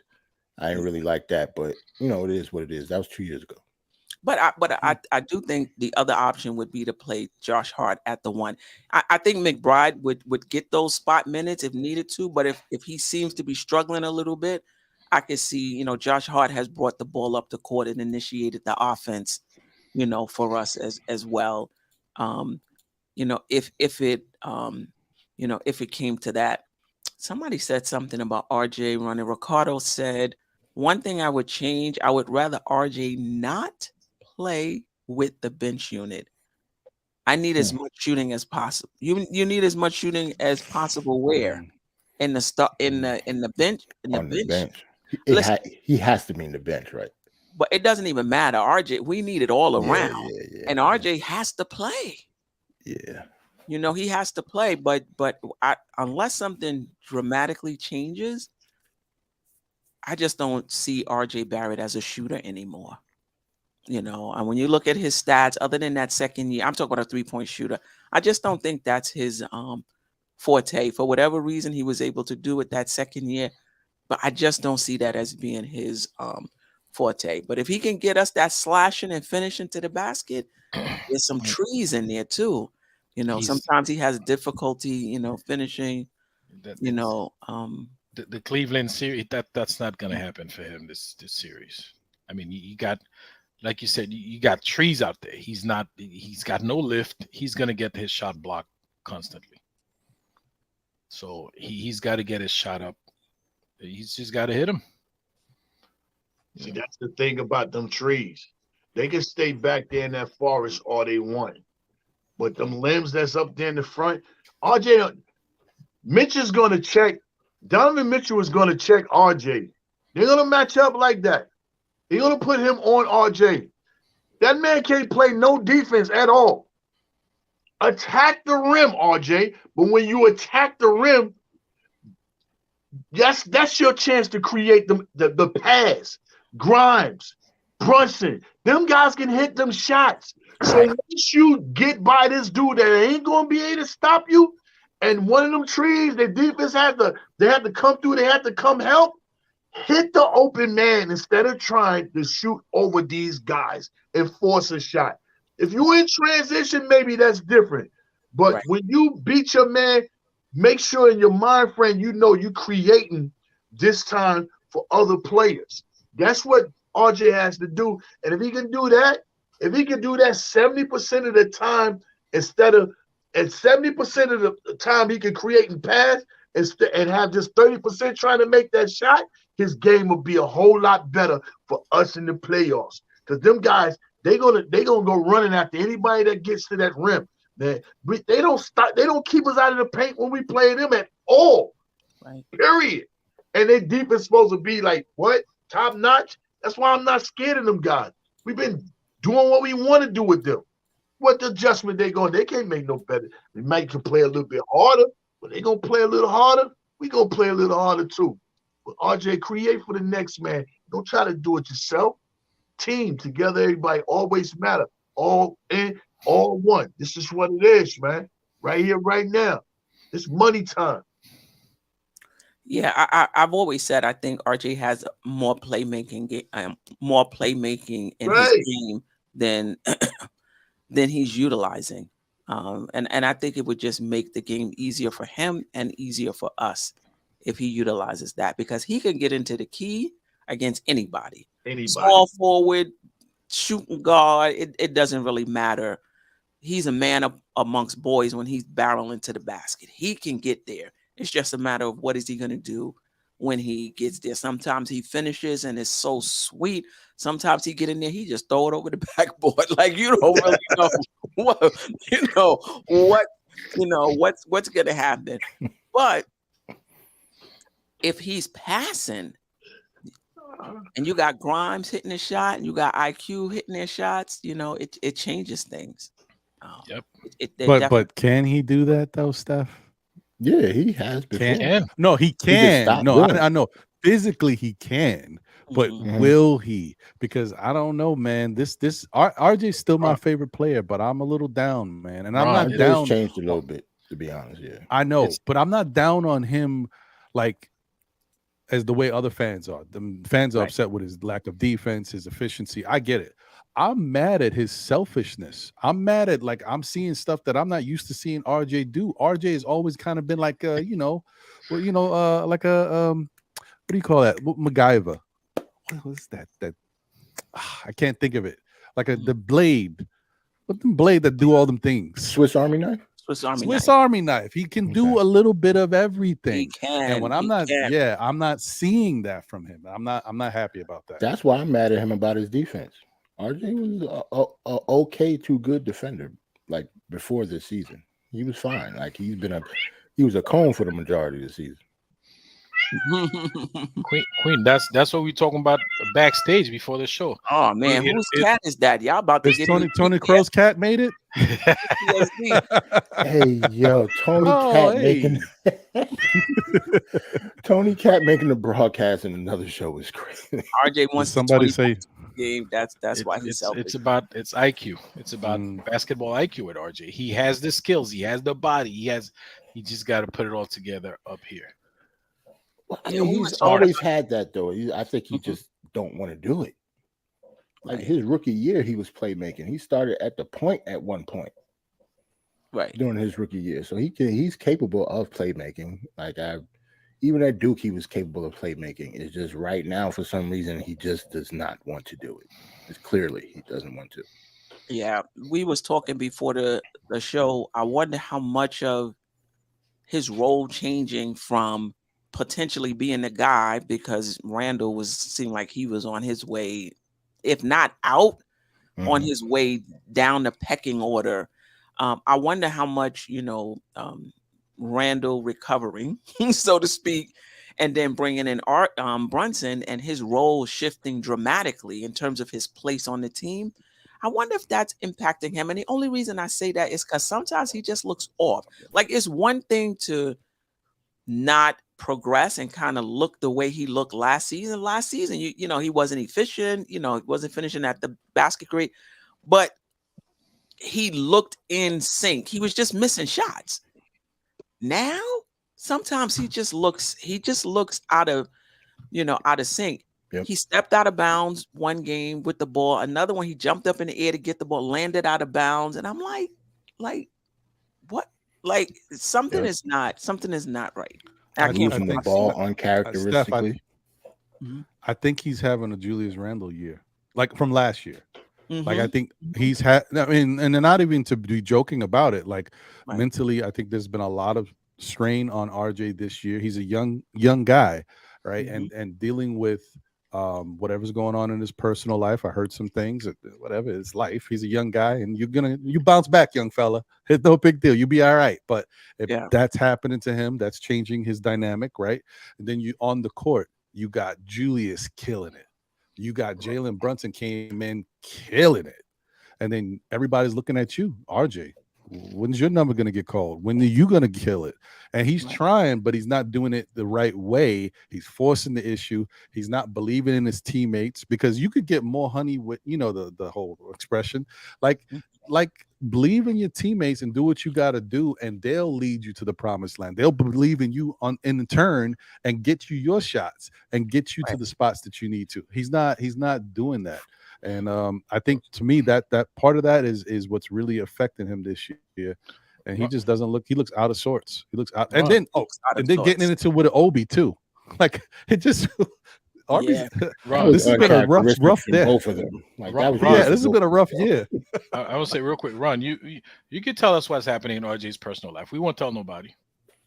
Oh no! I mean, listen. I mean, I just heard that there might be some issue with his significant other, that maybe he doesn't have a significant other right now. What? So man, that's big. Kevin, come on, RJ Barrett, multi-millionaire, he played for the Knicks, man. They got girlfriends too. Listen, but I know, but Jarrell, you gotta have them lined up. I hear you, brother, but remember, RJ came into the league with this young female or whatever. They came in like that's a part of his world. That's his high school sweetheart. So, RJ ain't pimping out there in these streets, RJ. Like, that was his girl for real. Like, right. Yeah, RJ is going through growing pains. Yeah, I don't think I'm down on him overall. I never thought he would be a star, but I still thought still think he will be a very good NBA player. Mm-hmm. And I think he's going to change his body type. I was seeing pictures of him at Duke. I'm like, all right, you was already muscular and looking pretty strong. What else do you need to do? I was saying the same thing, Steph. Right. I was like, what else you need to do? You good? Right. You could have rocked just like that. Right. RJ's been a man amongst boys ever since he's about 15, 16 years old. He's had an NBA body since he was in high school. So I don't know. Yeah. Mm-hmm. So hopefully he'll get back to that, because I think whatever weight he put on to get stronger might be, and he's not fat. I mean, just stronger could be impacting, his lateral quickness. You can tell he lost a step, just like Mitch tried to do it last year. And Randle did too. Yeah, Randle did too, and he slimmed up over the summer. Mm-hmm. So. Right. Mm-hmm. Well, whatever Randle is doing, because Randle looks more athletic playing above the rim. Word. I think Brunson and the whole team need to get with Randle. We can be more athletic internally without having to bring in, more guys. But back to the original question, I do think our bench is going to be the factor in this game. I just don't think, if we can hold tight, even with that first team, when our bench come in, they could definitely push us over the top and actually push the lead. I just don't think they have anybody to do that. And so what they may have to do is now run their starters more minutes with the second, with that second unit to try to keep pace. And hopefully that wears them down in the fourth quarter. I know, maybe not. I'm hoping, that wears them down, in the fourth quarter. I don't see us going past 9. Do you guys see us extending the rotation in the playoffs? No, I think that's a great point, Queen. I actually was I was thinking the exact same. You read my mind. I don't know how you do that, but that's exactly what I was thinking. In fact, I was about to say, I don't think you're going to see many minutes or any minutes from Deuce unless there's some kind of an injury to Brunson. And even then, I don't think you're going to see much from Deuce. Not that he doesn't trust Deuce, but I just think there are better options, more tried and tested options. And to be honest, Ron just said about a Swiss Army knife. I think Tibbs thinks he could probably play Josh Hart at the 5 if he had to. You know, No, right? I wouldn't he be gonna put him surprised. anywhere. So if he needs a spot filled, you're believe that. elected, Mr. Hart. I mean, he's playing the 4 some already. So I mean, obviously we're deep at centers, and I'm being facetious a little bit, but Right. but I think Hart, as you want to talk about an X factor, that kid does it all, and I think we can take solace. Like, I know you express concern, and I have it too, about the young guys, but I just think that our man, Sixth Manuel quickly is ready. He is ready. This kid wants a starting role. He wants to be he wants to be a star, and he knows what he has to do to get it. And he's just, every time we've needed quickly to step up in a game, he just does it. He just does. I think he's the 3rd best player on the team, and I don't think it's close. Oh wow. Wow. Well, he's definitely playing like it. I agree with him. Yeah, he's definitely playing like it this season. You know, we'll see. For me, only because I've seen so much in the NBA, I like a long sample size before I'm able to say what a player is or isn't. But for this season, quickly is outplaying you know, RJ Barrett. Now, is he a better player overall going forward? We shall see. He seems to be trending in that direction, but we shall see. Shout out to Jay. Appreciate the super chat. Is anyone nervous as heck of the playoffs? I'm not nervous because my expectations are not. I feel like we're playing with house money this season. I think the expectations next season and the season after that is going to be much different, right? Nobody expected the Knicks to be here, probably other than the Knicks themselves. So if we make it to the second round, I'm super happy. But if we don't, I'm okay. Like, for me, I just want to see what we have. I want to see how Randle and Brunson handle the double team in the playoffs. I want to see how Tibbs does in the playoffs in terms of adjustments. I want to see, you know, the guys who are playing off of Randle and Brunson, you know, how are they doing, you know, with the opportunities that they're getting. So, you know, if we don't make it out the first round, I'm okay with that. So no, my long answer to I'm not nervous. Yeah, I'm not nervous, and Queen, like you, I'm okay. To me, the season's already a successful one. Shout out to fake fan Stephen A, who said on ESPN, if we lose to Cleveland, you know, the season is a failure. No, the season's already a success because we surpassed what everybody else thought the Knicks was gonna do. All right. So if we win, of course, you want to go as far as possible, right? As deep in the playoffs as possible. But right now, we already, like you said, we're playing with house money. The fact that the last 3 games of the season didn't matter, to me, it's a blessing. Like, we already successful. Yeah, he's just running with that narrative because of Donovan Mitchell. It's not because of Cleveland versus the Knicks. It's a 4 versus 5 seed. Anybody can win in a 4 and 5. Like, we're not that. It's not like a 1 and 8. So no, but like, both of our teams would be disappointed if we lost, but neither one of our fan bases will be shocked. Like, it's 4 versus 5. And you know what? I didn't. I'm sorry.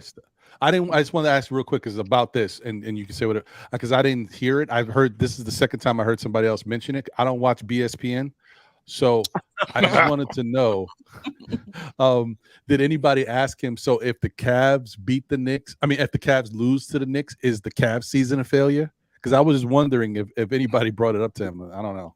I didn't watch it. It's a short clip that showed up. It's just that. All right. After he said that was the end of it. It's like a 1 minute 30-second clip. Okay, I got you. Big Perk got at him a few weeks ago and told him, "No, you wrong. You know the Knicks don't have Donovan. Cleveland does. You wrong." And he was completely right. Big Perk. Shout out to Big Perk. He been riding with us the whole time. You know what I mean? Surprisingly, he's really been riding for the Knicks. Very early on the season, he said, "Yes, that's right." I'm right along with Queen, man. This is house money. We betting with loose money that we ain't even supposed to have. If you rewind all the way to the beginning when so many people was talking about how we gonna get through this schedule and that schedule, how we gonna wind up on the West Coast swing and all this and that. The Knicks have answered all the questions that people have been asking against them.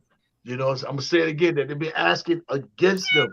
So right now, with them being right here in this position, hey yo, don't worry about it. Keep the cat doing what he's doing, because I'm gonna rewind this show and I'm gonna use your cat for an ad lib in one of my songs.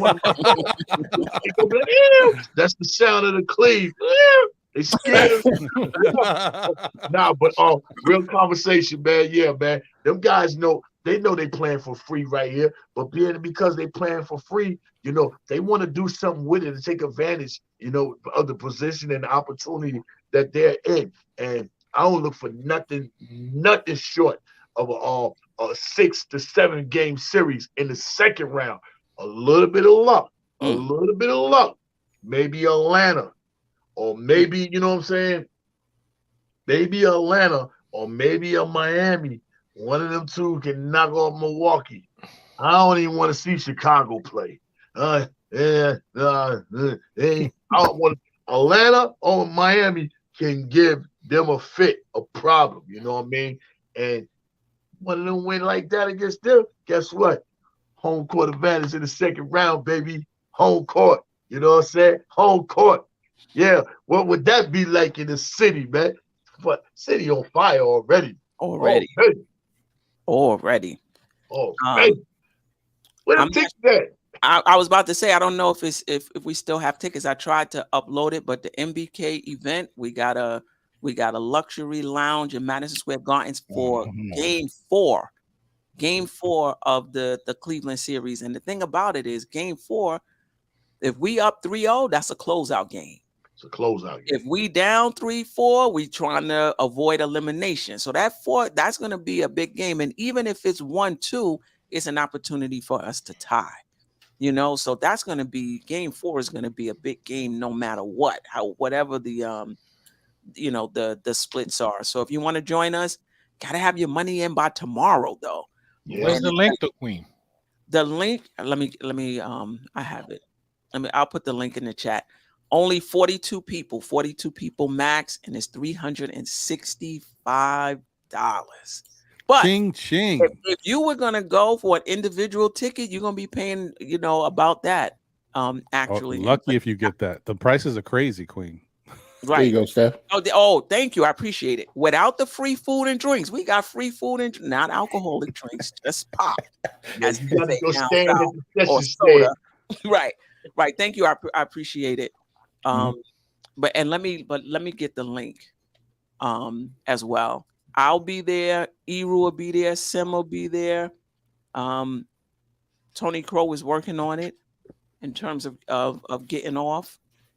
So definitely join us. 42 people max. All right, let me get the link. Hey, Queen, I'm getting ready to hop off. Okay. But appreciate you. But before I hop off, while I got you and I got Ron still Knicks, you know what I'm saying? I've, been, just passing the word. I just want to say thank you and what a great job you all have done. You know what I'm saying? Bringing forth the great content, always being there through the good games, the bad games, and always coming up with the solutions and the answers, giving us all, a place to come in and sit down, you know what I'm saying, and talk about things and doing what we do. I just want to say thank you for all, the hard work that y'all put in. Also to the ones in the chats, I want to say thank you and shout all y'all out too, because we got so many great content players going all around across the board. Sometimes it's one person live, sometimes it's 2, and sometimes it's 3.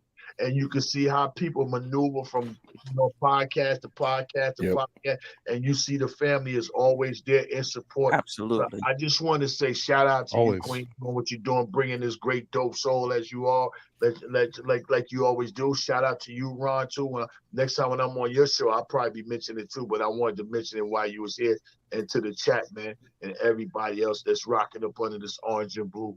Y'all also have a great evening and have a better day tomorrow. And I hope your day was wonderful today, and your day will be superb tomorrow. Blessings to everybody. Continue on staying healthy and safe. Blessings to you all. Y'all have a wonderful evening. Salute, Jay Boogie. Salute. Have a good Appreciate night, you, bro. Jay Boogie. Much love, my brother. Yes, sir. Yes, ma'am. All right. Appreciate you. All right. That's all I have for tonight. This is where I usually open it up to the panel. I know 6 minutes before 11. Yeah. I usually open it up to the panel and the chat, actually. If there's anything you want to talk about, maybe revisit some topics that we talked about earlier in the show. If you have any questions to the panel, you could put that up. But anything? We got two I games have left, one. right? 2 games left, yes. Okay. I know we play the Pacers on Sunday, but who do we play next? New Orleans Pelicans. tomorrow. Pelicans. And they have Yeah, something to play for. Yeah, So I'm they're kinda gonna come with it. Yeah, you're right. I got to be honest. It was hard for me to get up for that Indiana game. I just felt like I'm ready Yeah, me for the too. playoffs. It was hard.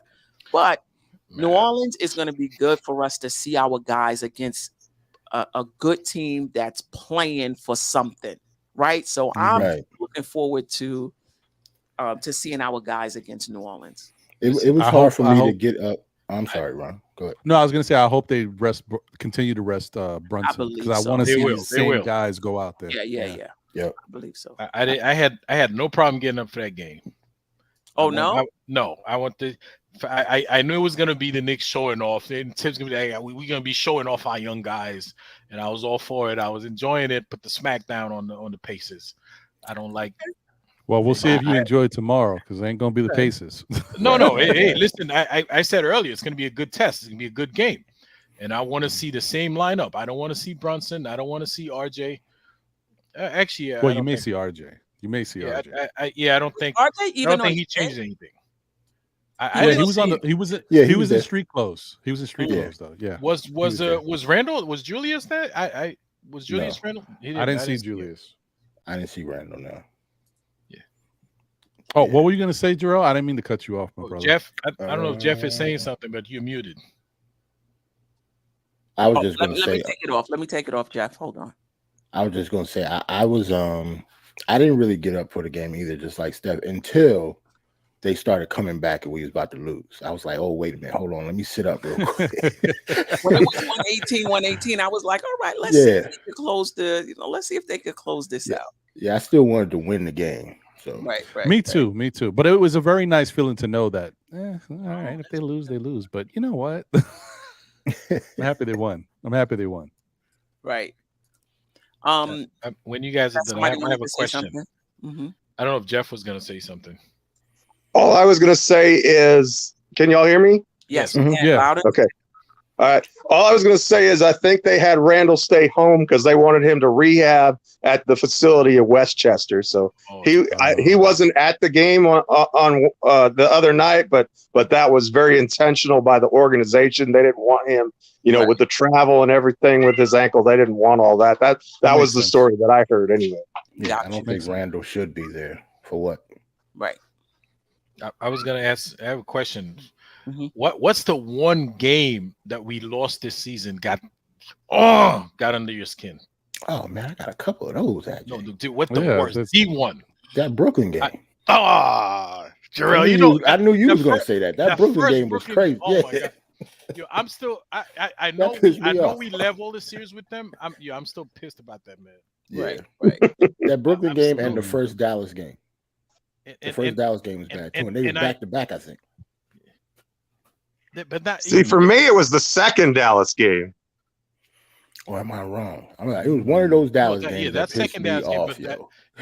We was up 9 points with like 3 seconds left. Yeah, that's Yeah. the one for me. Exactly. That's horrible. That was bad. That's And the one. I live in Dallas Maverick country, so man, work the next day was just bad for me, y'all. It was. I know the feeling. Shoot, I had one and now I lost it. Wait, did I get it back? What was it? Oh man, that's The Clippers game was bad too. When I thought we had it in the bag and Batum hit that 3-pointer to tie it and we lose it overtime. That was all around the same time, too. Like wasn't it So, all so I those see games people like a in the week chat from each other? talking. Yeah, that's true. I see people in the chat talking about the Charlotte game, but the only thing, the Charlotte one was bothersome, but it's Charlotte. should've Like won that it's just game, though. we should have won it. It just we took them a little lightly, and nobody could hit anything in that game for the Knicks. So it is what it is. But these other games, the games we could have had, we had in the bag, or Right. Yo, Brooklyn, we didn't show up at all. Like Yeah, that first Brooklyn's the game was one game we bad. did not show up at all. Like we look like you know what? Maybe since then, because the Knicks haven't gotten blown out since then, so maybe they felt it too. Yeah. Oh, Listen, I remember. I'm happy we leveled the series. I just hated that we didn't do it with KD and Kyrie on the team. We beat them 2 games after those guys left. But you know, that would have been nice. That would have been Get nice. out, Ron, for you. I got it. So here's a weird. It's weird, but it's not. It's very. It could be very to the point. You guys think that the addition of Josh Hart has? I thought it was going to hurt Deuce. But now that I've seen how he plays and how the Knicks play, I think Josh Hart's being here has affected Jericho Sims tremendously. I think Tibbs says Jericho is not doing exactly what I want, but he's a big body. We could use the backup, gets the rebounds. But having Josh Hart, who's such a good rebounder at his side, I think he's really impacting Jericho Sims. It sounds crazy to me, but I think he is. Really? Yeah, in the sense that he's not getting any time. Yeah, he's not getting. Yeah, time because of that. you don't need to put Jericho in there because you you put in Deuce, then you're not looking to Deuce to get rebounds. Like, oh, we're hurting on the boards. We need some extra. No, you get that from Josh Hart. Josh Hart picks up the slack. Whatever Mitch don't get, Julius gets. Whatever Julius don't get, Hartenstein gets. Whatever Hartenstein gets, Josh Hart and quickly get. You don't need anybody else. Right. That's true. That's true. He had 12 rebounds the other night. Queen, that's why going back to my point about the Obi, we Yeah, may that's what not I'm need saying. So that Obi means to Obi rebound don't as need to much rebound. because everybody else is rebound. In fact, I a lot of refuse to times, say that. yeah, I listen, Jarrell, how many times you see 2 No or 3 Knicks fighting for the same rebound? Man, We don't need that. So sometimes you one less guy, that third guy that be fighting for the rebound, he's already at the other end of the court waiting for the long ball. And by the way, if you guys were just paying attention, that's another thing that hurts RJ's game too. Because RJ may not give you assists all the time, but he would chip in, but he'd also give you that 5 or 6 rebounds on game. He's not getting those rebounds either. He's not. Julius Randle's rebounds have gone down as well. Also, and I wonder if that's because we had other rebounders on the team. Yeah. Josh Hart. But with Jarrell, we not getting out rebounded. No matter who's getting it, right? I'm saying I just refuse to say a power forward should not be rebounding. Listen, somebody said on the chat we need to come to grasp with this. Yeah, I'm about to say maybe that's me. Maybe I'm just I'm old. That's what it is. Somebody point out that sometimes the power forward has more assists than the point guard. That the game's changed. Yeah, but you got to have more than 2 rebounds in 43 minutes, even if the game one time is he changing. had one. That's actually. a fact. He That's had a fact. one in like 30 minutes. I mean, I'll give it a little bit, but not that much. Yeah, like give me like 4 or 5. I know. Just Listen. 4 or 5. I'm making excuses. He those ancillary stats. Ancillary stats. There you go. Ancillary. Obi needs to get the ancillary rebounds. He needs to get all the rebounds, man. Right. Yes. Shout out to Ron Cleveland. How you doing? What up, Ron? Cleveland. Man. What's going on, panel? What's going on, Queen? Everything is Jarrell. good. Good to see you. Hey, What's up, boss? Same here. My man, Ron, what's going on with you, man? Hey, man, I'm just happy that my namesake is here. Appreciate you, brother. Hey, man. You had it first, though. I appreciate everybody on this thing, man. I'm gonna tell you, I don't know if y'all touched on this, man, because I got that notification a little late, but it's something that's been like playing in my head for about the last 4 or 5 games, man. Thinking about this RJ situation. The Knicks got a conundrum on their hand, and I don't know how many people have talked about this, but they're gonna have to do something with RJ, and I'm predicting RJ is gonna get moved. I know I've said it before, but the reason why is I think Quentin Grimes is making him expendable. And why I say that is Quentin Grimes' development is directly tied to RJ. There's no way that RJ can come back on this squad and be the third option over Quentin Grimes. There's no way. Not the way Quentin Grimes is shooting the basketball, and he's way more efficient than him. We all know that. And the defense is way better. So we know we paid RJ that kind of money. I guarantee if you were to go and ask that front office how they feel about that deal right now, they're not happy. And they wish they would have waited because everybody has stepped their game up, even before RJ went up with this mysterious illness, which I really don't think is an illness. I think that's what they're feeding us. It's really funny that he gets sick after the game. Him and Obi was about to tussle. That's real funny to me. You know what I mean? I might have been born that night, but not last night. You know what I mean? Could he be sick? Yeah. But when I look at Quentin Grimes' development and what he's bringing to the table, he's perfect for a championship team as that third option. He's a knockdown shooter, something RJ is not. He makes people around him better. And even if he's not getting his shots, he still gives you something defensively, something that RJ don't give you. RJ is a liability, and for anybody that thinking RJ just gonna come back and he gonna be the dude in the playoff, I don't know what you've been watching all season. And even before he went out with this mysterious illness, RJ had 2 back-to-back 14-point games. That's the guy you paid over $100 million to in his offseason. And another thing, his free throws have regressed. So when you look at RJ, right now that kid game is a mess. And we know Tibbs is not rocking with him when it comes late in the games. He's on the pine.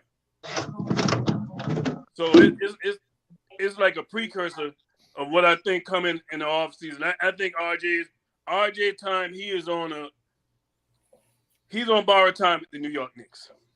I think he's absolutely going to be gone. And if I was a bet man, I would say him and Obi.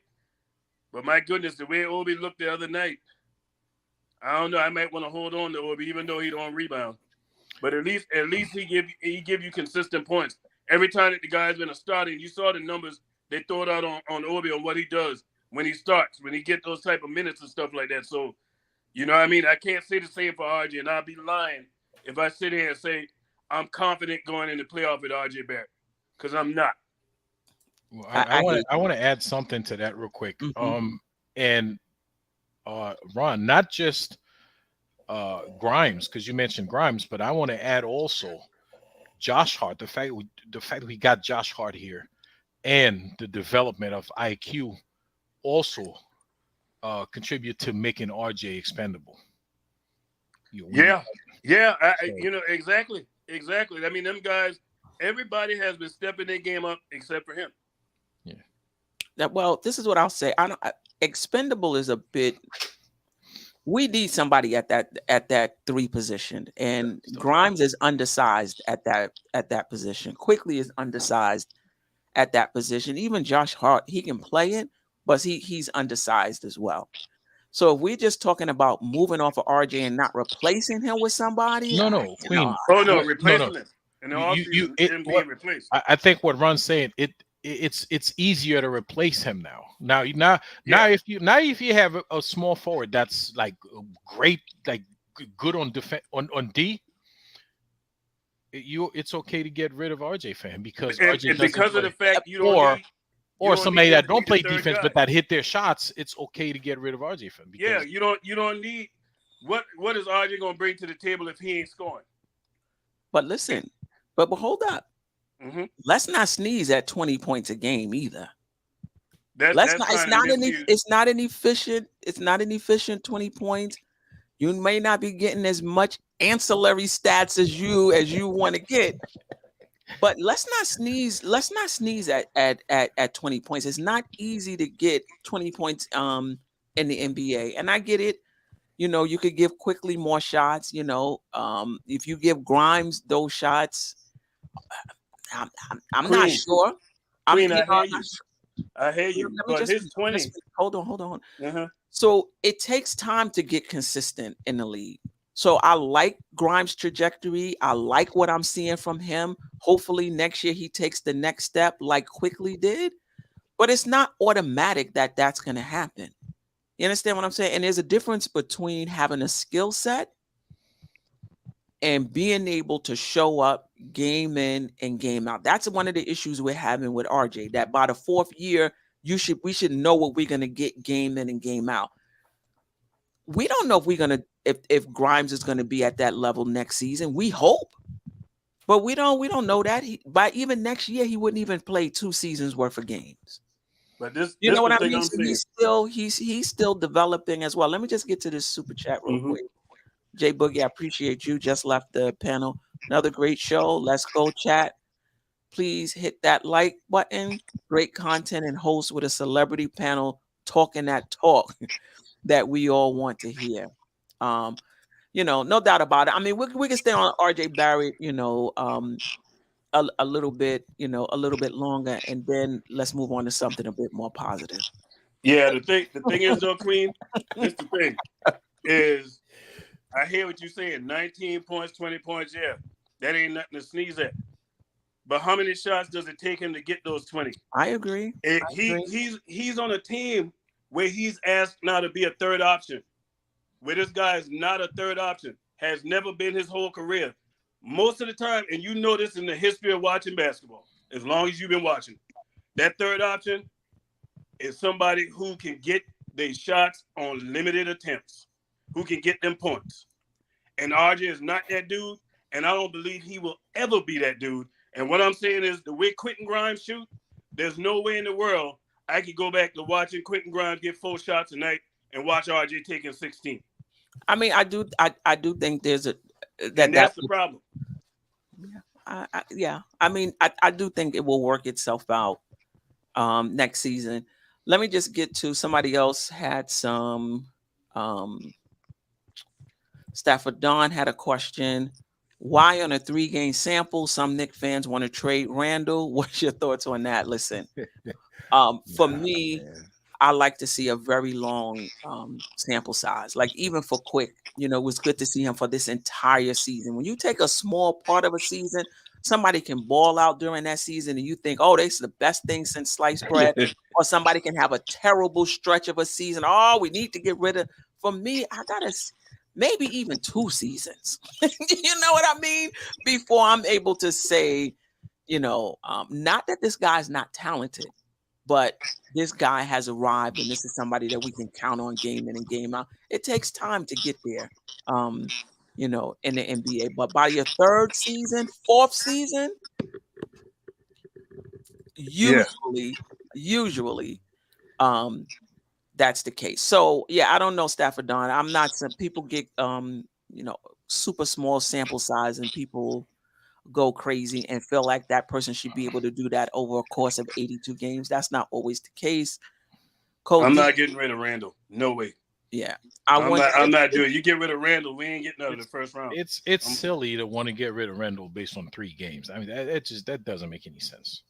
Well, but we ain't even talking about 3 bad games he's had. We're talking about 3 good games somebody else had. It's not even like he wasn't here. Right? It doesn't make sense anyway. It don't make sense even if it's 20 games. Yeah. What if Quickly been balling out for 20 games, but Randle was balling out before he got hurt, and then he's hurt? Like it don't. I mean, I don't. It doesn't make sense. Why? It makes no sense. There's no logic. I'll go on record and tell y'all right now, we're not winning that Cleveland series without Randle. You can book that. That's you can book that. We're not winning that series without Randle. The gravity, the shots that he's gonna get, that's gonna be, and we need his points and rebounds. And that Randle, they're gonna load up on Brunson. Come on, let's call it out the way it is, right? We need his points and rebounds, and we need him to beat up on the other guys. After the game, you want those guys to be sore. Absolutely. You know, they've been beat up by Randle. Absolutely. Obi not gonna do that. Listen, this is the playoffs, man. These guys, after they leave the game, man, they got to get iced up, man. Yeah, I like Obi, but Obi's a finesse player. Well, in 2 of the last 3 seasons, we've had a guy all NBA, and we're going to ignore that for 3 30-point games or 25-point games. That's just kind of silly to me. I mean, I think, you know, a lot of folks say they don't trust Randle, but I think you can trust the body of work that he's put in over those 2 seasons a lot more than you can excellent games, I'll even say, from a backup in Obi who doesn't rebound and does some really nice things. But I think part of it is when Obi is in the game and the way that they're playing, it's a pretty game. You know, it really looks good. It's aesthetically pleasing to watch the ball go pop, pop, pop, pop, and pass, pass, pass, and then score. But when Randle's in the game, it slows down and it's ugly and it's ISO. But you know what that is? That's playoff basketball. Guys, listen. That's Obi, playoff basketball. You know, I agree. Obi's a two-time also, and both times he wasn't voted in by fans who don't know the game. Randle. I'm sorry, yeah, Randle. I'm sorry. He was selected by coaches who play against him, who plan, who map out like how can we guard this guy, and they realize, you know what, this guy he's top notch. Let's put him in an all-star. And not only speaks that, volume. Not only that, the guy's been getting MVP both years that he's been an all-star. Both years. Yeah. But I would say I don't think it's Randle versus Obi. I think Obi has shown enough that he deserves more minutes. I just don't see a path forward on the Knicks. And this happens all the time throughout NBA history, where you've had two players at a position and a decision has to be made. You know, if the player is an older player, sometimes they decide, depending on where the team is, to move off of the older guy. It's time for the younger guy to play. You know, in a situation like this, they may decide, you know what, we've made our decision. We've signed Randle to the contract. We're gonna rock with Randle, and we're gonna let Obi go. I don't think it's Randle versus Obi. I just don't see how you can reduce Randle's minutes. Like, how can you reduce this guy unless he's hurt? Don't get me wrong. How can you reduce his minutes? You can't. He's playing like 30 now. I'm not talking about early in the season, but like right now, he's playing like 36 minutes a game, which is about right for somebody at his position. And we're a better team, in my opinion, when Randle is in the game because of all of the other stuff, that he does. But I'm not hating on Obi. You can see his skill development. Can he do it over the course of a season? Will he be exposed or will he shine? We're not going to know until he gets that opportunity. I just don't think it's going to be here. I don't think you're going to sign him to an extension for him to play 17 minutes behind Randle. I agree. And the other thing, Steph, is just sorry, Ron. I'll let you go real quick.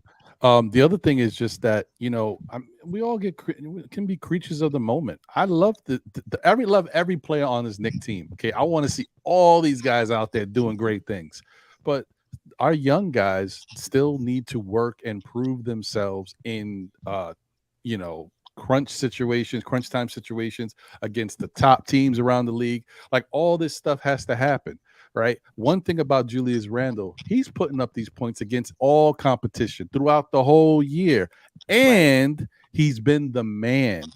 You can't say like Obi's doing what he's doing when he gets his opportunity, but he's not getting it against the best teams in the league, one. And two, Obi's going out there just scoring, being a part of the system. He's not the man when the team is like, we got to lock down Obi. It's a different thing. Like, you can't compare him. You just can't do it. And I tell you what, so far as whether or not I trust Randle, I can tell you right now, with the addition of Jalen Brunson, makes my trust for Randle goes up even further, because now Randle got somebody who can actually help him take that weight off his shoulder. You can't double and triple team Randle in the playoffs. Have fun with that, because Jalen gonna kill you. And then now with the emergence of Grimes coming along with quickly. Oh, that wasn't the one. Go ahead. You're gonna be in a lot of trouble trying to double or triple either one of those guys. Mm-hmm. So I don't see where we got to worry about Randle. We don't have to worry about Randle. Teams got to worry more about Randle than we do as fans. Yeah, I think Ron's point is excellent, and this is why that's part of what I'm saying when I say I like to see a player over a season or two, because you want to see them in different situations. You want to see them against the good teams and the bad teams. You want to see them against high leverage games that you really need to win, and you want to see them over time.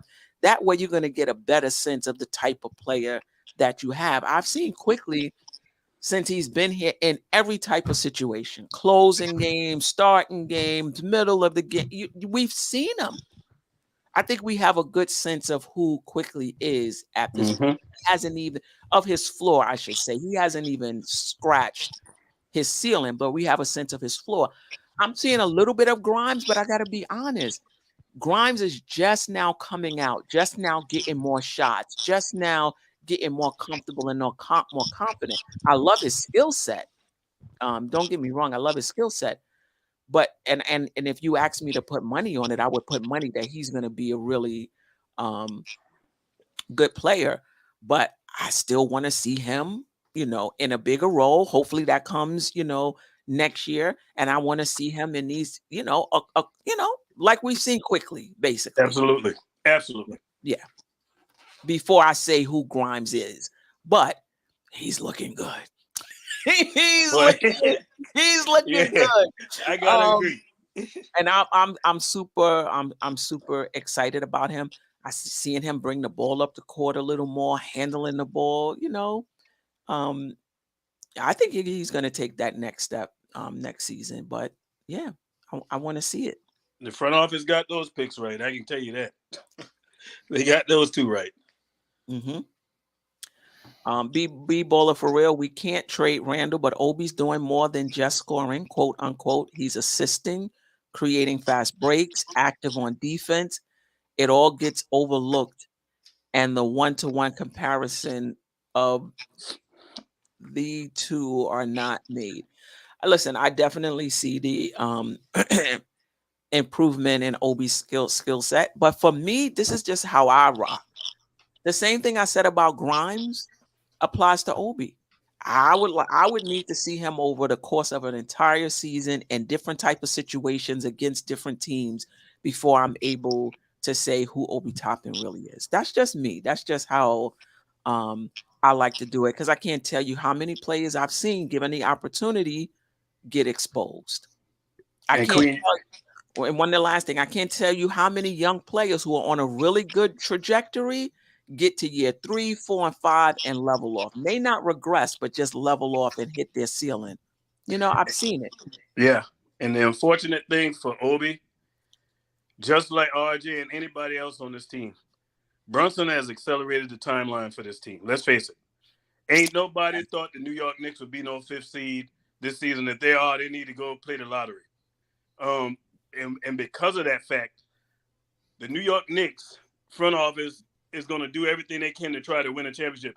And when people talk about championship windows are very short in every sport. I don't believe, you got 3 or 4 with this core and all that. Nah, because every season got a mind of its own. You got to strike while the iron is hot. And Obi just might be the odd man up out of here too, because what the Knicks need still, I don't care what nobody say, we need a legitimate small forward on this team. We need one. And that's the only thing I think holding this team back is a legit small forward. Yeah, I mean, Kuzma Brown. I want Obi Toppin to get to get his situations, somewhere else. I just feel like he can find a better fit for his talent, and we can find a better fit behind Randle. For me personally, I'm looking for somebody like Josh Hart, who could play 1, 2, and 3. Somebody like that in that 4-5 position. Somebody that's going to rebound, that's going to defend, get a deflection, maybe hit a 3 here and there in those 17 minutes behind Randle. I mean, Obi Toppin deserves more than 17 minutes a game. I just don't think he's going to get it here. Is there a power forward or 3-4 that can play behind Randle for 17 minutes a game? And that's just his, that's his role. Queen, can I ask you a question? Mm-hmm. I was wondering if you thought that Obi's recent play and maybe with RJ's struggles, this roster seems to need talent consolidation, but perhaps with that improved play, you won't have to give up quite as many future draft choices and can maybe package Obi and Barrett and maybe a third piece and get get a player who fits what we want to do better. And again, maybe that 3-4 hybrid. I don't know, like a Jeremy Grant, for example. I'm not saying it has to be him. Just the first name came off the top of my head. And do you think that sort of a move pushes us closer to contention, or is that just shuffling the deck chairs? Depending on who we get, it could put us closer to contention. It depends on who you're packaging them for. If it's Brandon Ingram, yeah, I think it gets us. I love Brandon Ingram is only playing like 40 something, games a year. But I just wanted to say this to the coolest. This is exactly what I'm saying. Find somebody that's only going to get 17 minutes a game, like a veteran that can give you 17 minutes, and they're not going to want 20 minutes, or a young player who is a role player, who's 17 minutes a game is about right for them. What is everybody else doing? Who is playing behind those other power forwards on the league? Everybody has a backup power forward, right? What are they doing? We need to do what they're doing, right? And find one and just allow Obi to go and do his thing. Yeah, because I like Obi's game, but Obi doesn't play like a power forward. Obi plays more like a small forward. Let's just face it. His game screams small forward play, but his defense ain't nothing to sneeze at, ain't nothing to hold a candle to. You know what I mean? He'll shock you and have an all right game every now and then, but for the most part, Obi be looking lost still on defense. And I hate to even say it because I like Obi, but he is not who we need behind Julius Randle. I'm sorry, and when people was yelling, talking about Julius playing all these minutes and Obi ain't playing it, it's because of what we saw. Yeah, Obi gonna put up points, but Tibbs don't want you just to be able to put up points. You got to get on them rebounds, man. You got to get them. You got to get them. There's no way around that. When you got the guard getting more rebounds than the power forward, that's a problem. Ron, let me ask you a question. We're in the panel. So, all right. So you say Obi plays more like a small forward, right? Yeah. And earlier you said they got to get rid of RJ Barrett. So would you be okay with them getting rid of RJ Barrett, start Obi at the 3, and bring in, as Queen Steph was saying, a veteran to back up Obi at the 3? Man, you just created an even worse problem. Both of them need to go, really. Obi and RJ?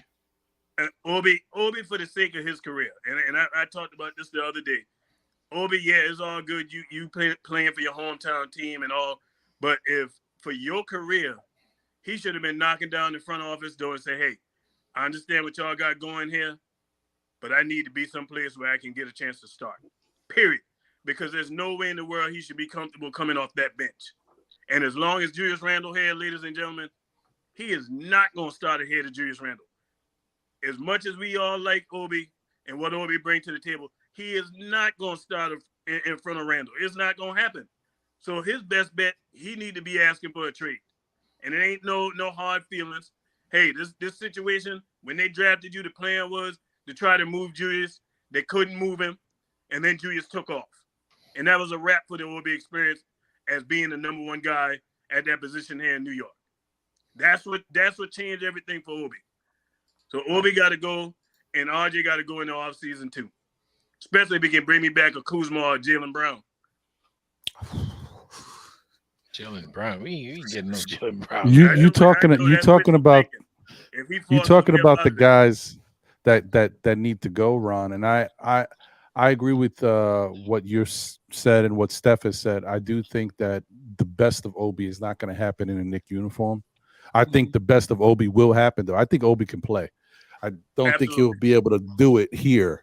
The other thing is, I also think that RJ can turn his career around, and I think if he focuses on a mid-range game and makes that his style of play and stops settling for 3-point shots and works on his finishing and his free throw shooting and slims down a little bit, I think you're going to see the RJ that you saw from Duke, and that's the RJ that we're going to be like, damn it, how do we let him go?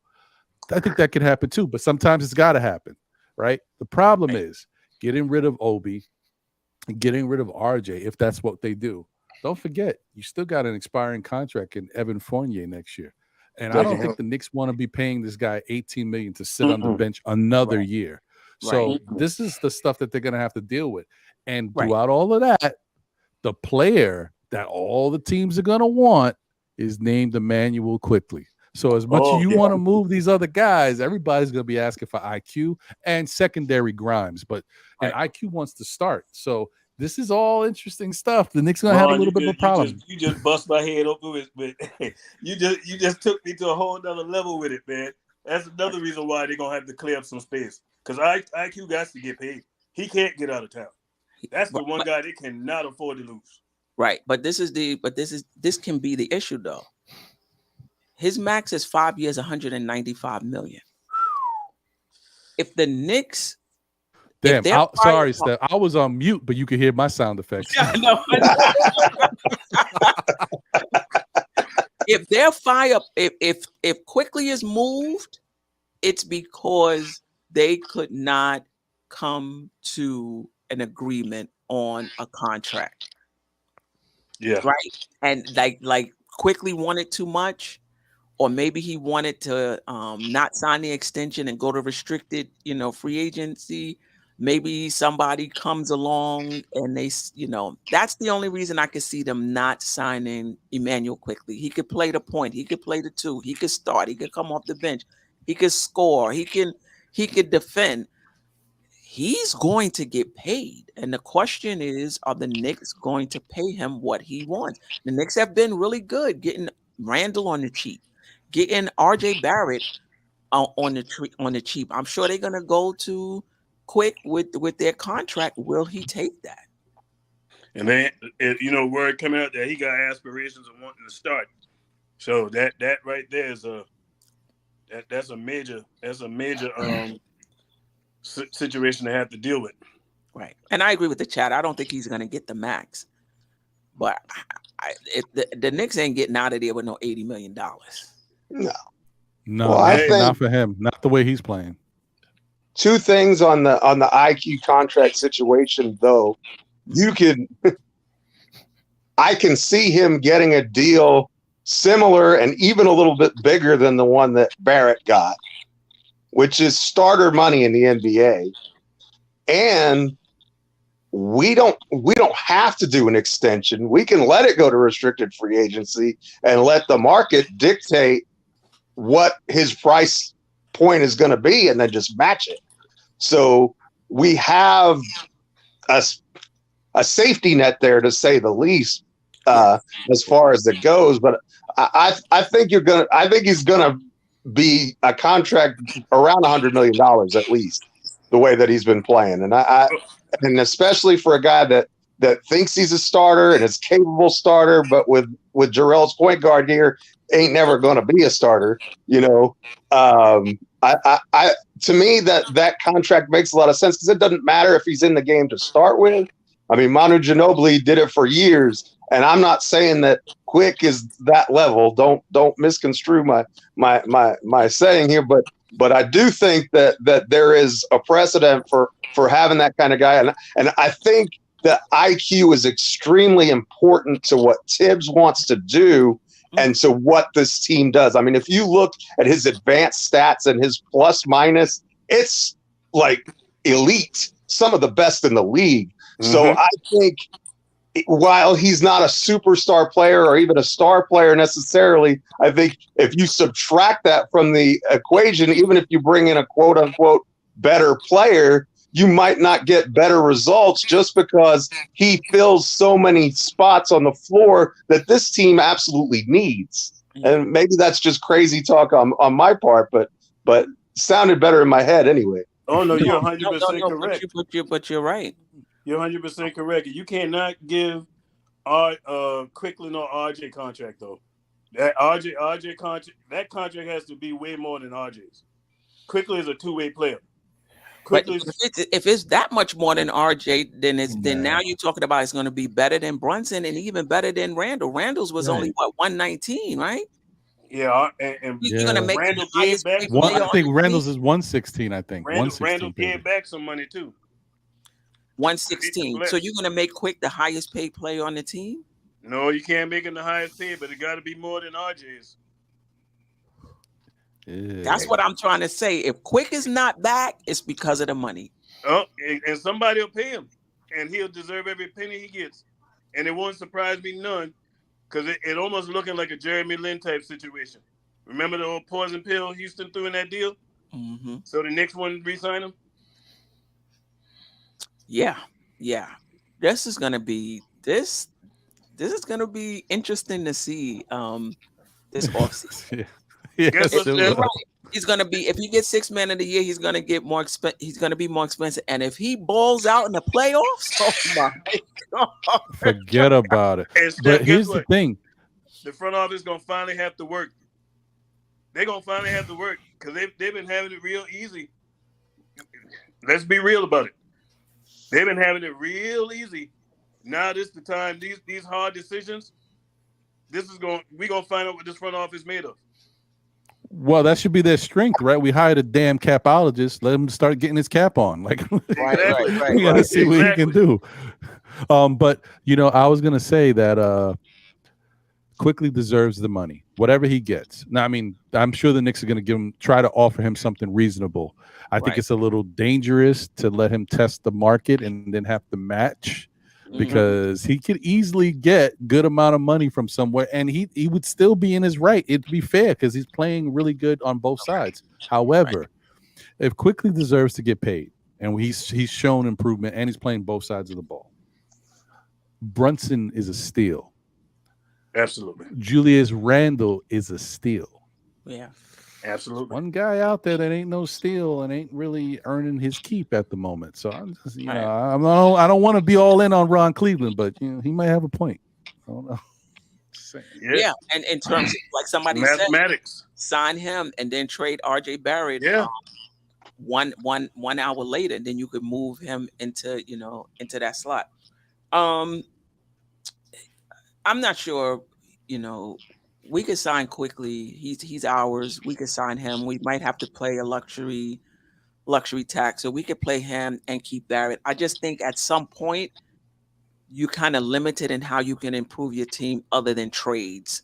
Once you start hit a certain you become a taxpayer team at a certain level.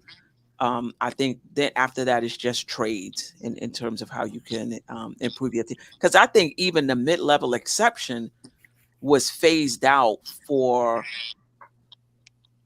tax-paying teams, not minimal tax-paying teams, but at some level, I believe in the new collective bargaining agreement, they kind of phased out the mid-level exception. I believe.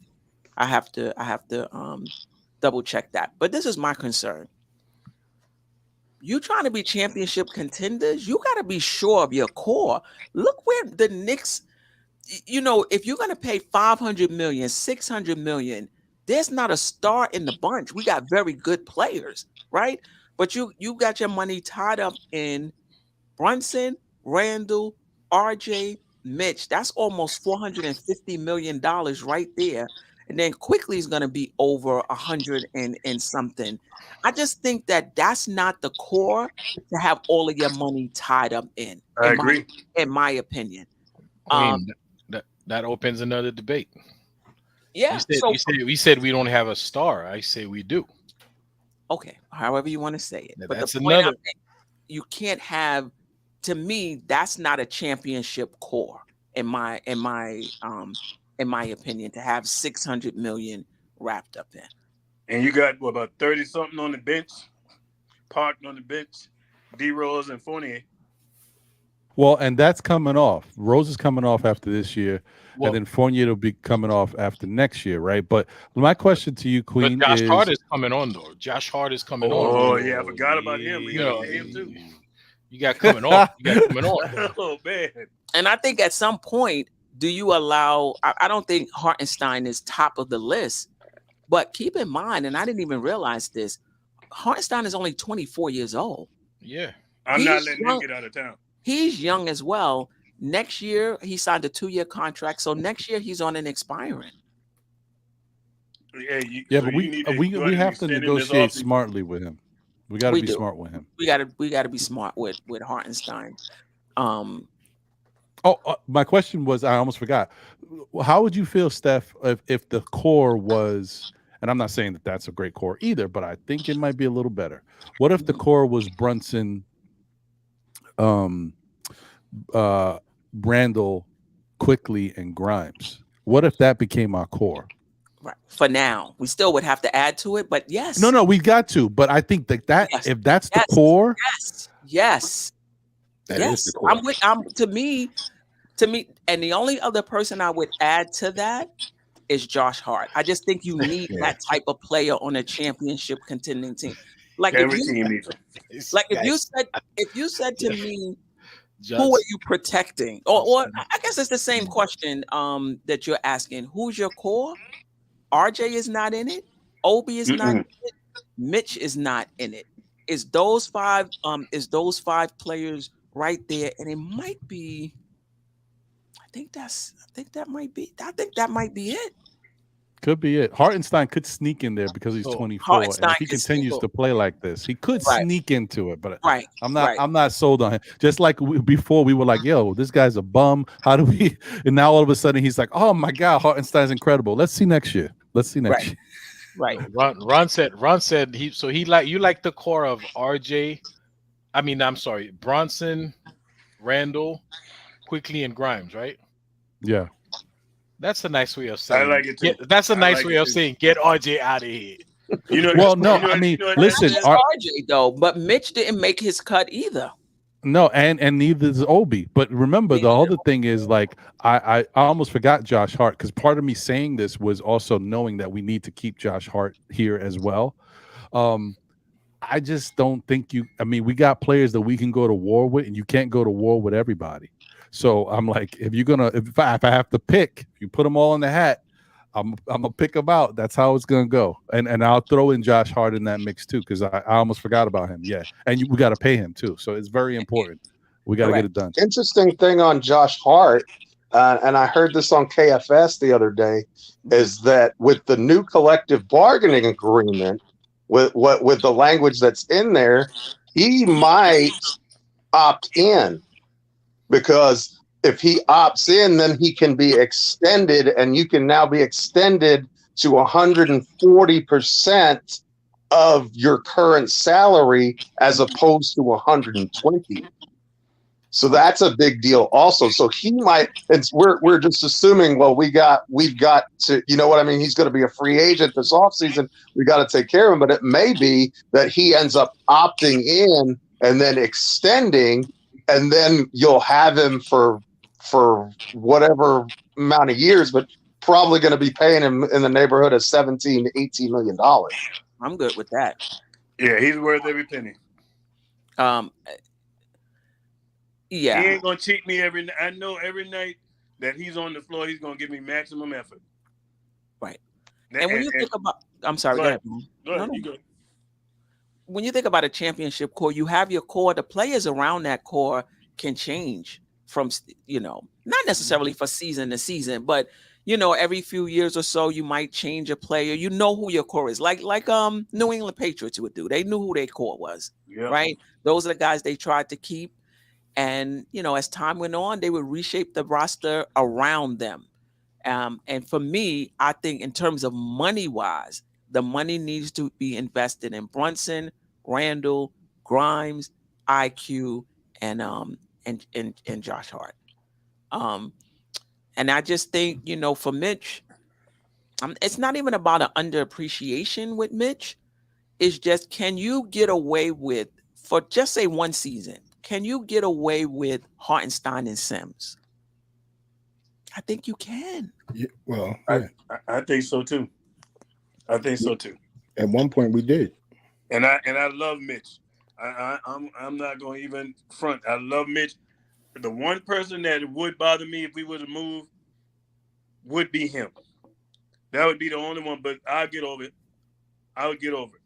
Right. You know what I mean? It wouldn't be a deal breaker like I'm just going crazy because we traded Mitch. You know what I mean? But if it means me keeping them guys you just called out, like they say, you got to give some time to get something. And you can't keep everybody. And that's the something point. you cannot keep everybody. And somebody's gonna fall victim. Right. And that's the thing, Nick Yak. It's not about not appreciating Mitch and what he does. You can't keep everybody. So you got to when we talk about players, we got to talk about them in context. You know, you got a limited amount of money, or see. I wish I knew the salary cap. It's not a hard cap. So, it's more about luxury tax. And Dolan has the money. Dolan can pay the luxury, whatever the tax is. But I think you get to a point where you can't improve your team that much other than trades. Right. So do you want to lock yourself into that type of core? You're gonna have to go cheap in some areas. Well, the thing name now, Jaren Jackson Jr. Boy, if the Knicks can get him. Yeah. So good luck with that. But the only thing that's interesting, Steph, is I believe we were talking about this in the past. I think once a team gets to a certain level, when they become a championship goal-oriented team, I think usually those teams, one, are all above the luxury tax, and two, are only getting better by trades. So I think it's something that just comes with the territory. That comes with the territory. Got you. And then, too, if you're going to pay that luxury tax, you better be a championship team. A team that's you guys, it ain't no, will I get to the championship? You got to get there.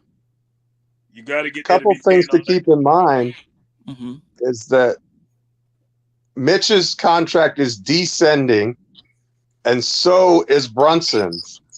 And so both of those things work to the Knicks' favor as far as salary is concerned, because as they go along, Mitch's contract is actually going to age better as opposed to RJ Barrett, whose contract is ascending. So his contract is actually going to age worse, which makes it a little bit of a red flag, as you guys have been saying all night, that maybe this guy's on his way out of town. Just a thought. Yeah. Let me just thank goodness they didn't give him that 165 that some Knicks fans wanted him to get in the offseason. A lot of fans wanted him to get the full max. That would have looked real bad. It was 180. If I'm not mistaken. 180? I think so. Ricardo, appreciate the super chat. Guys, I think this quickly decision is going to make or break this franchise. Wow. Boy, my solution is to trade Mitch and possibly RJ. Centers are easier to find. My moves, I'm not sure, but centers are easier to find. Well, I can say this, Steph. If you were to lose it quickly, there go your stabilization of your second unit out the window. Wow. It's gone. You can't, that's why you can't lose him. And then for what he brings, the change of pace for Brunson, to spell Brunson, and you don't get no drop off.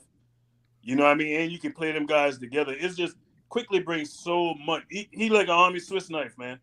He's like a Swiss knife. He can do a little bit of everything. I don't even call quickly no more. I ain't with this no more. Is he a point guard or whatever? Quickly just a baller, man. He's a baller. I'm not putting no labels on quickly no more.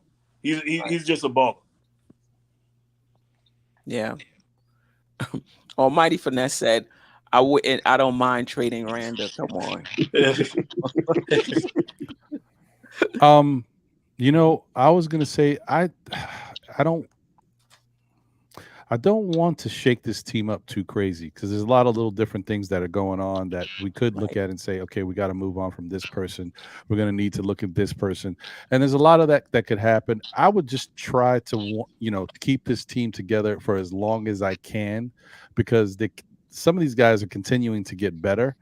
You might have to make a couple decisions because we're getting closer, because next year, You're getting closer to paying Obi and IQ, and who knows what's going to happen with that. And then the year after that, you might have to be paying Grimes. Like, so Right, correct. these are things you have to worry about. But the one thing that scares me about Mitchell Robinson is that Mitchell Robinson has had a very tumultuous first couple years with the Knicks. Then he calmed down and he just started to grow up, mature, maybe things stable, in his life, whatever.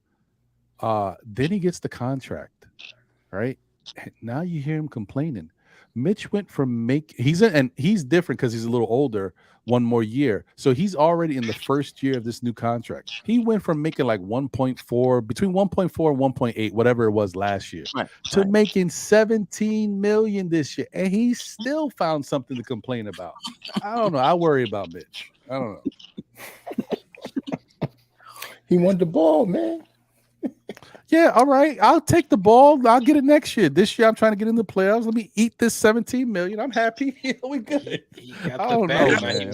But I think the other concern with Mitch is it wasn't a long stretch, but maybe a stretch of 8 games where iHeart was outplaying him. Yep. Facts.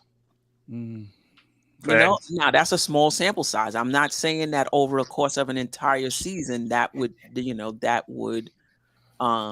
be the case.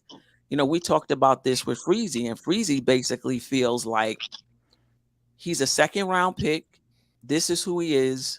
You shouldn't be expecting a lot of upside from Mitch. And I'm like, nah. Not after we signed him to that contract. No. I'm like, if this is Mitch's ceiling, I'm mad. The way he's been playing as of late, yeah, that's not going to work for me. And yeah, it doesn't work. To it about his play that was bringing out the frustration in him is because he hadn't been playing good, and of course, let's face it, man.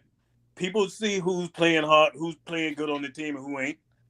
You know what I mean? I'm pretty sure when RJ pitched up off of that chair and trying to go at Obi, he feel the pressure. Everybody know when you see everybody else playing good and you having a hard time.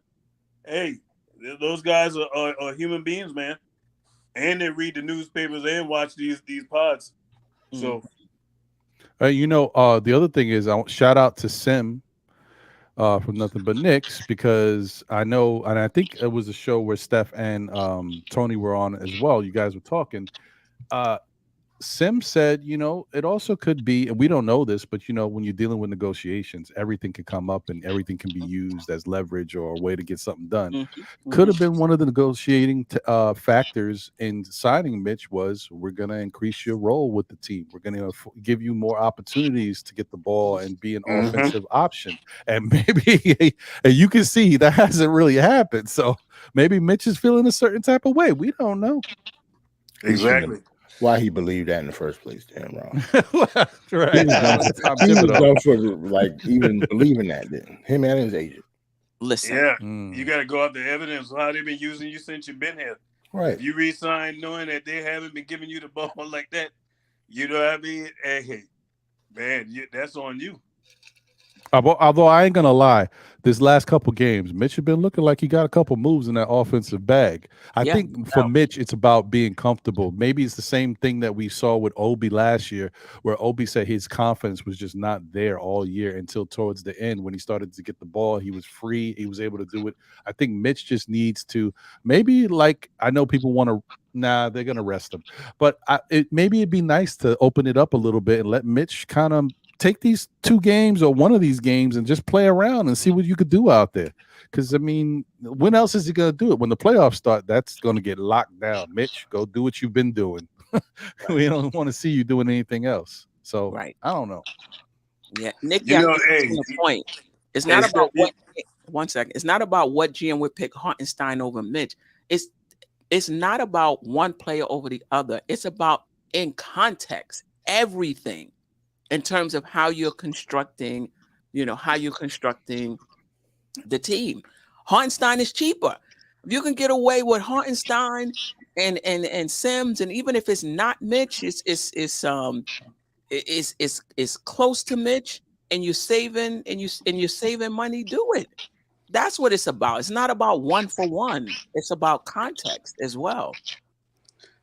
You know, Steph, man, I'm gonna say this, and I hope Mr. Bagger Jones hear me perfectly clear. Yeah, I'm talking to you. That comment you got is totally out of line and off basis and ignorant, because I don't know whoever told you I said that I would never trade RJ. You never heard those words came out of my mouth. You heard me had a shirt. I made up a shirt when I had my show saying, don't talk to me about trading RJ. I ain't never said I wouldn't trade him. Attention to detail. When it came to Julius Randle, I don't know what you talking about me, I would trade him this year.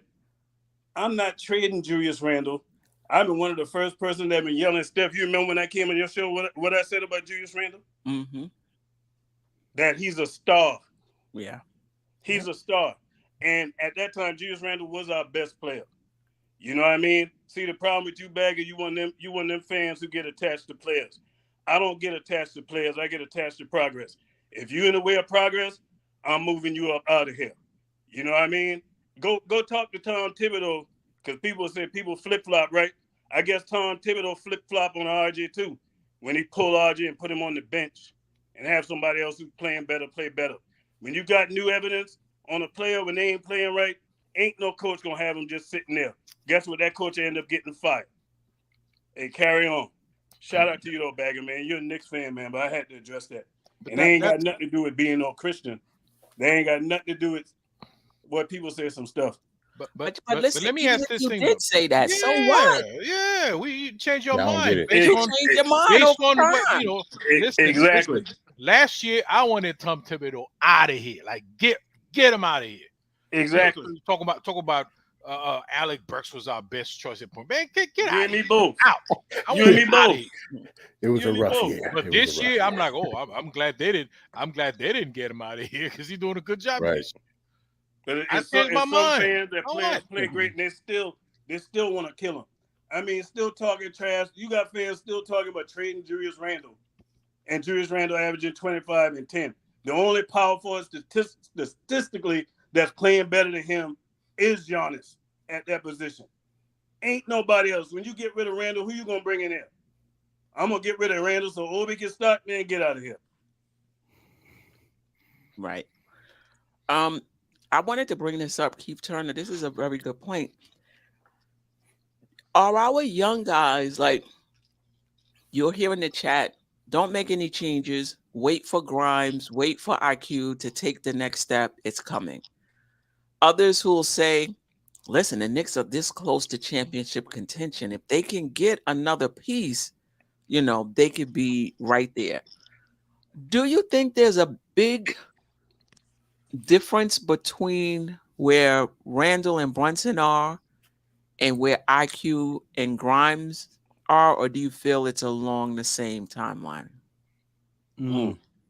That's interesting. I don't know.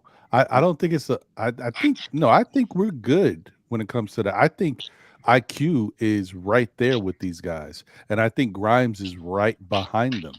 And whatever Grimes is lacking, his defensive prowess and just the way he does what he needs to do for the team, I think he's with their timeline. So I don't think you got to wait for those guys. Those two. Those two. However, yeah. RJ Barrett and Deuce McBride are not on the same timeline.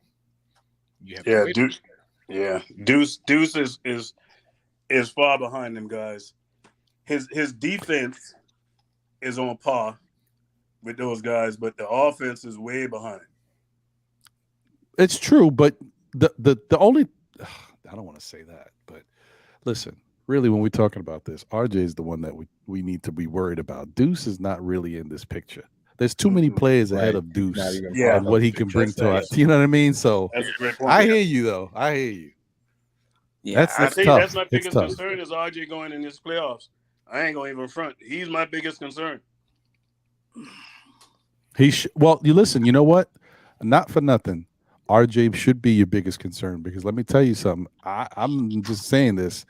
I think as far as RJ goes, this Knicks team will go because Brunson is what he is. Randle is what he is. But teams are going to try, and I think I just said this a little while ago earlier on the other show. Mhm.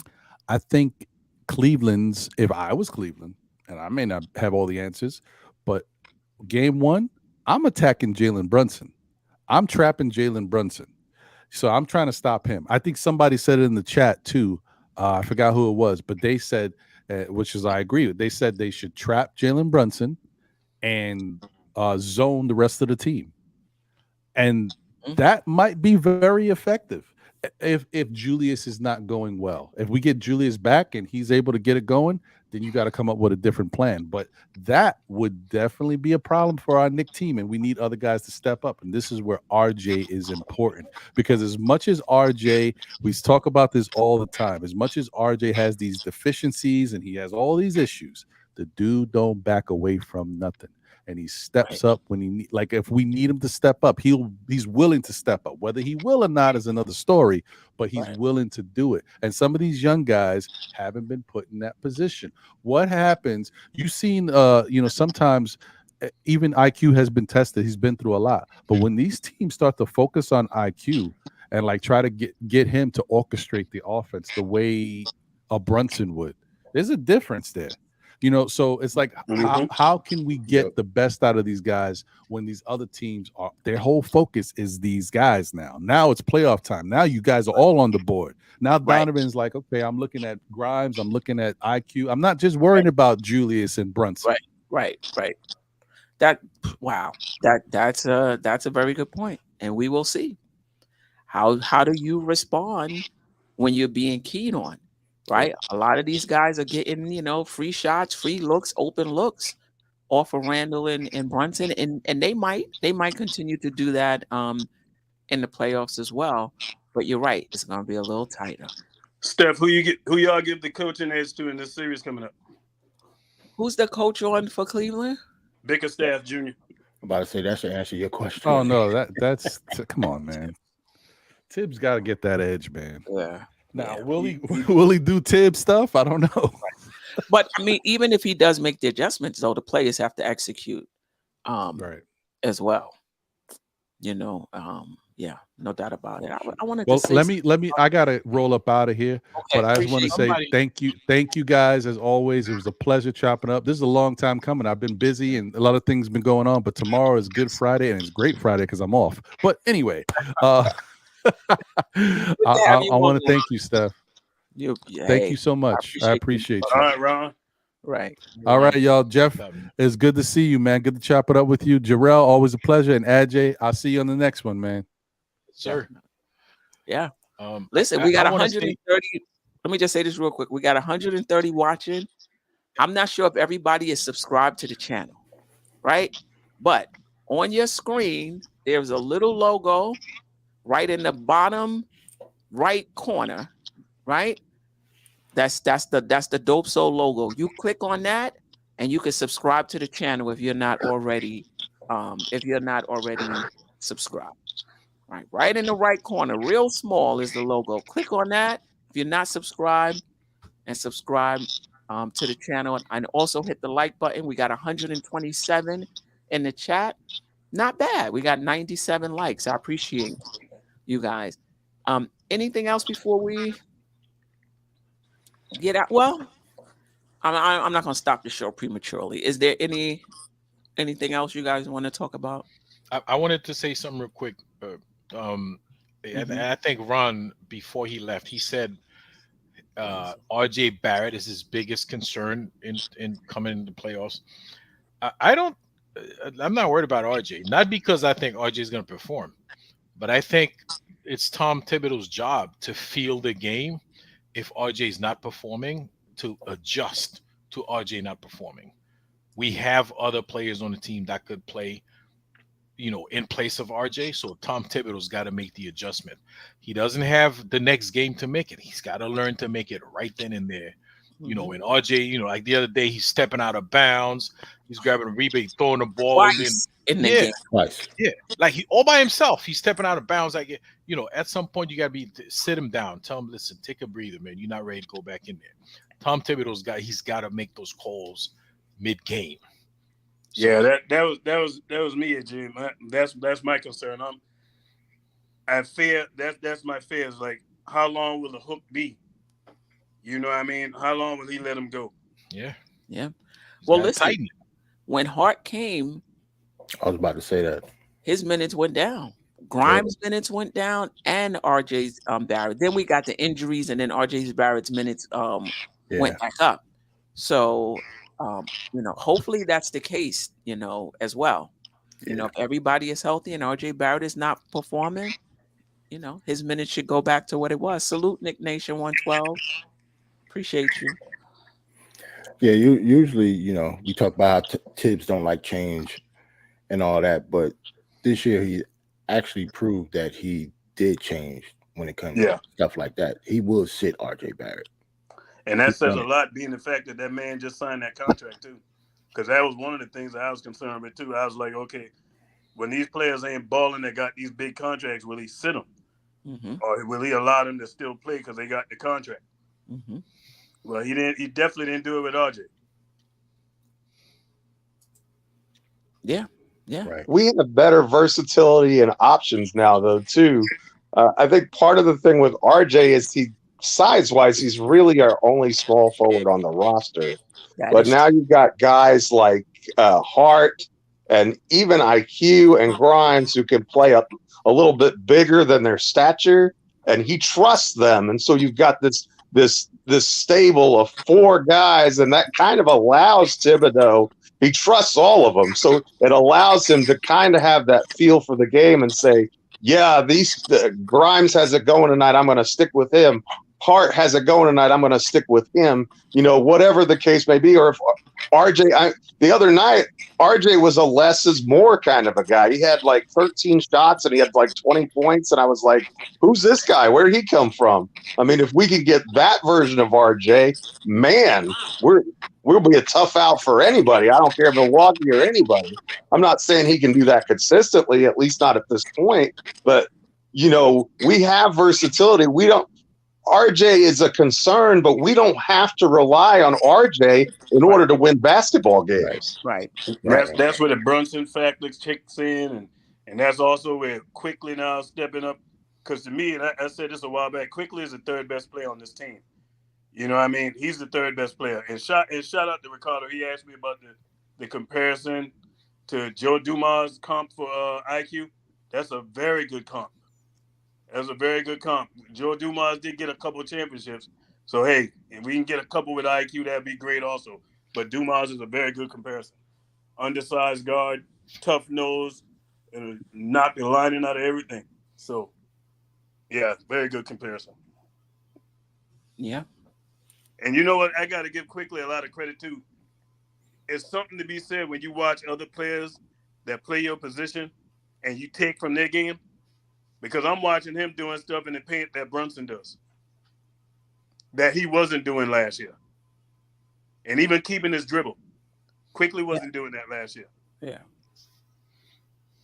Yeah. That's true. Yeah. Even Clyde folk would say that. Why is he picking up his dribble? But yeah. Yeah, it's going to be an interesting series, but I tell you what, Julius Randle, boy, that injury might be a little bit of a blessing in disguise for us. In terms of getting guys an opportunity to play more minutes and play together. Yeah. Now Tom, and more so for Tom than anybody, I think.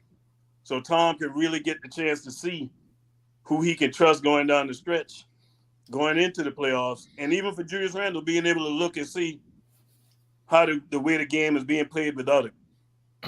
You know what I mean? Because I love Julius Randle, but I don't like when the ball stops. I must admit. But I know in the playoff is that it's going to be a lot of that, where the ball is going to stop and your best players are going to have to get their shots. They're going to have to. And players going to have to feed off of them. Thank goodness we got two players who can do it very well. Actually, three, even with Quickly. Right. Queen, somebody said without IQ, we're not even in the playoffs. I think, I don't know who said that, or maybe Keith Turner. Mm-hmm. Well, yeah, without Brunson, without Julius, You could probably say, without Hartenstein, everybody played their role. It's not just IQ. Like, it's a team sport. Right. Even RJ Barrett probably saved us some games also. He probably won us a couple of games. Yeah. throughout He the did. season. So everybody. He did. So it's not just IQ. It's everybody on the team. Right. Because the thing about it is everybody steps up. If IQ would have been out, somebody else would have stepped up for IQ. Yep. That's just how this team seems to be going this year. Yep. But it's amazing how the Knicks took off after getting Cam up out of here and bringing in Josh Hart. Like, it's crazy how the addition of one player can just turn your team into a juggernaut. And that trade was huge in more ways than one. And it's crazy because y'all remember when he went down the other night? When he went down, and I looked at Josh, I said, "Oh no!" And the crowd said the same thing at the same time. I cursed out loud. I remember Ain't gonna lie. the crowd. The crowd was like, "Oh!" I cursed. You heard out the loud whole when arena. he went down like that. I was like, "No, man, no, say it ain't so." He's the one person we cannot afford to lose. Yeah, definitely. He got back on the bench. I was like, whoo, because he limped out. But when he came back, he seemed like he was fine. Looked like he just got retaped. So I was cool. I was cool. Yeah. We need everybody. Pretty much. Yeah, man. We need all our Knicks fans too, no matter who you are. Right. We need them to show up and have the garden so loud that them boys can't hear themselves think. Yo, shout out to Kevin Knox tonight. 24 points in 24 minutes. Thank you very much.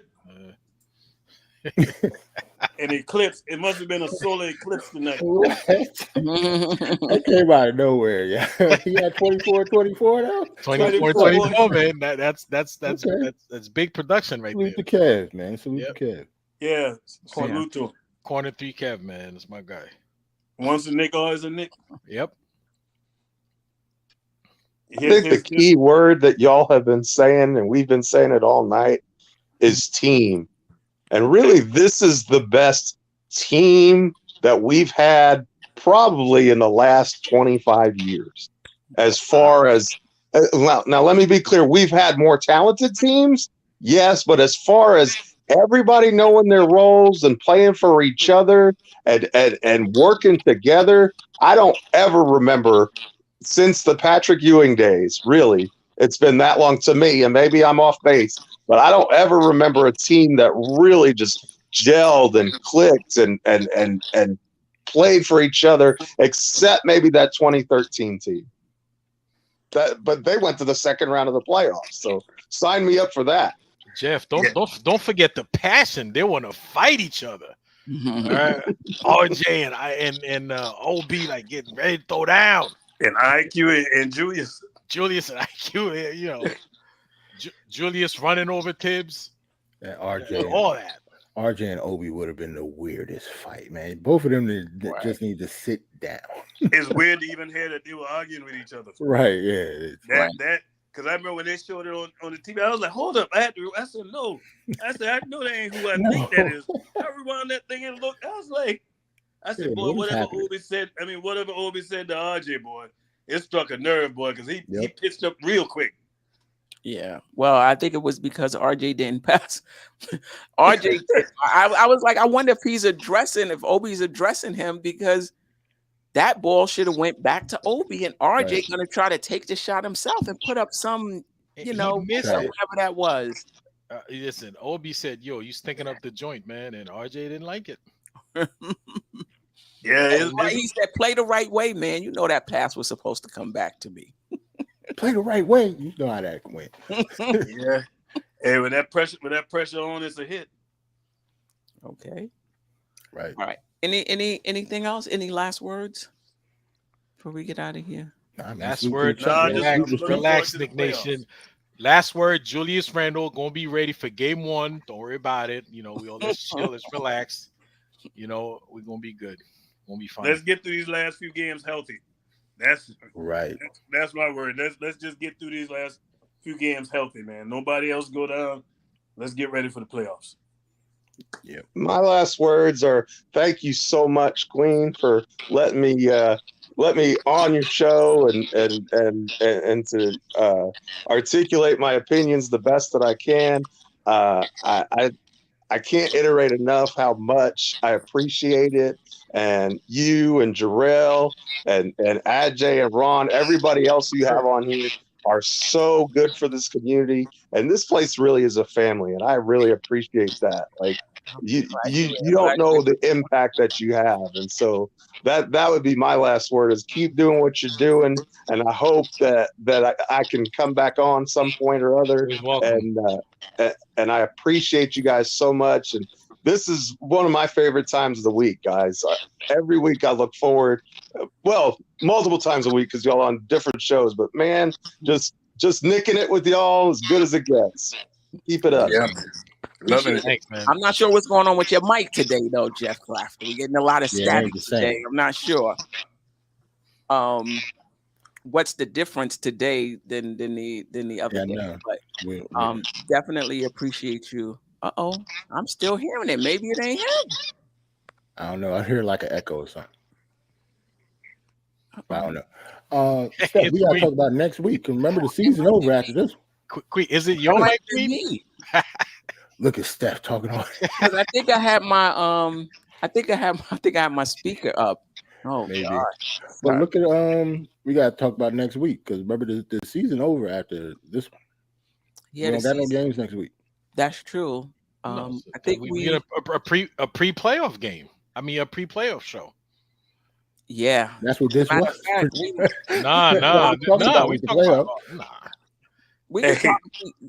Maybe we'll go twice because the Knicks end on the 9th, which is a Sunday, and we're not playing again until the following Saturday or Sunday. Yeah, that's what I'm saying. We got 2 weeks off. I do hate that long layoff that we got, but we're good for Julius. Oh, but I sure hate this long layoff we got coming up. Ron, it's the same for all the other team, brother. Don't worry. Yeah, I hate it for us. Same for all of them. I hate it for us. You know what I mean? I hate it for us, man. When you're rolling, that's the last thing you want to see is a long layoff. But I tell you this, the funny thing I'm sitting there thinking, Steph, y'all, don't let the New York Knicks wear no all-black suit. Yeah. Yeah. I remember that. Yeah. Amen to that. Yeah. I remember that.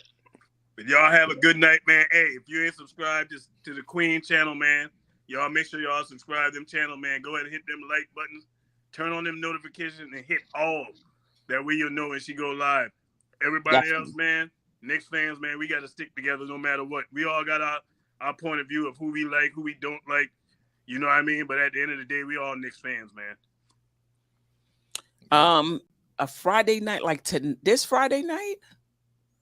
Like tomorrow? Probably not. But maybe next week we might go twice. I'll get together with the panel and see because we got our entire week off. Yeah. Do we want to go? Do we want to go twice? Yeah, we usually just do Fridays when we're playing on Thursdays. Right. We do Fridays, right? When we're playing on Thursdays, we'll do a Friday.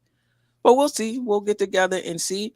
For those who are interested in supporting the channel, I have a Patreon. For those who are not familiar with Patreon, it's a way for you to support your favorite content creators. My Patreon is $5 a month. The link is in the description. There will be bonus content. I'm contemplating whether the morning show will be members only. We'll see. We'll see. That's a lot of work. That morning show is a lot of work. That's 82 games. And it's about an hour and a half, 2 hours of prep to get ready for that show. So I'll see if I love it. I enjoy it, but it's a lot of work. So I am thinking about, is that the best use of my time going forward? We'll see. We'll see. But I'm definitely going to finish out this season. I appreciate all of you. Jeff, Ajay, Jarrell, Ron was here. Both Ron Cleveland and Ron from Still Knick Fans. Jay Boogie was here. Jeff Clafter. Oh, Jeff is still here. Yeah, Jeff's still killing right there. Until next time, Knick family. Appreciate you. Sister, you're one of a kind. Yes. Sister, it's time you That's shine. Don't so. Where you at? Where you at? Don't so.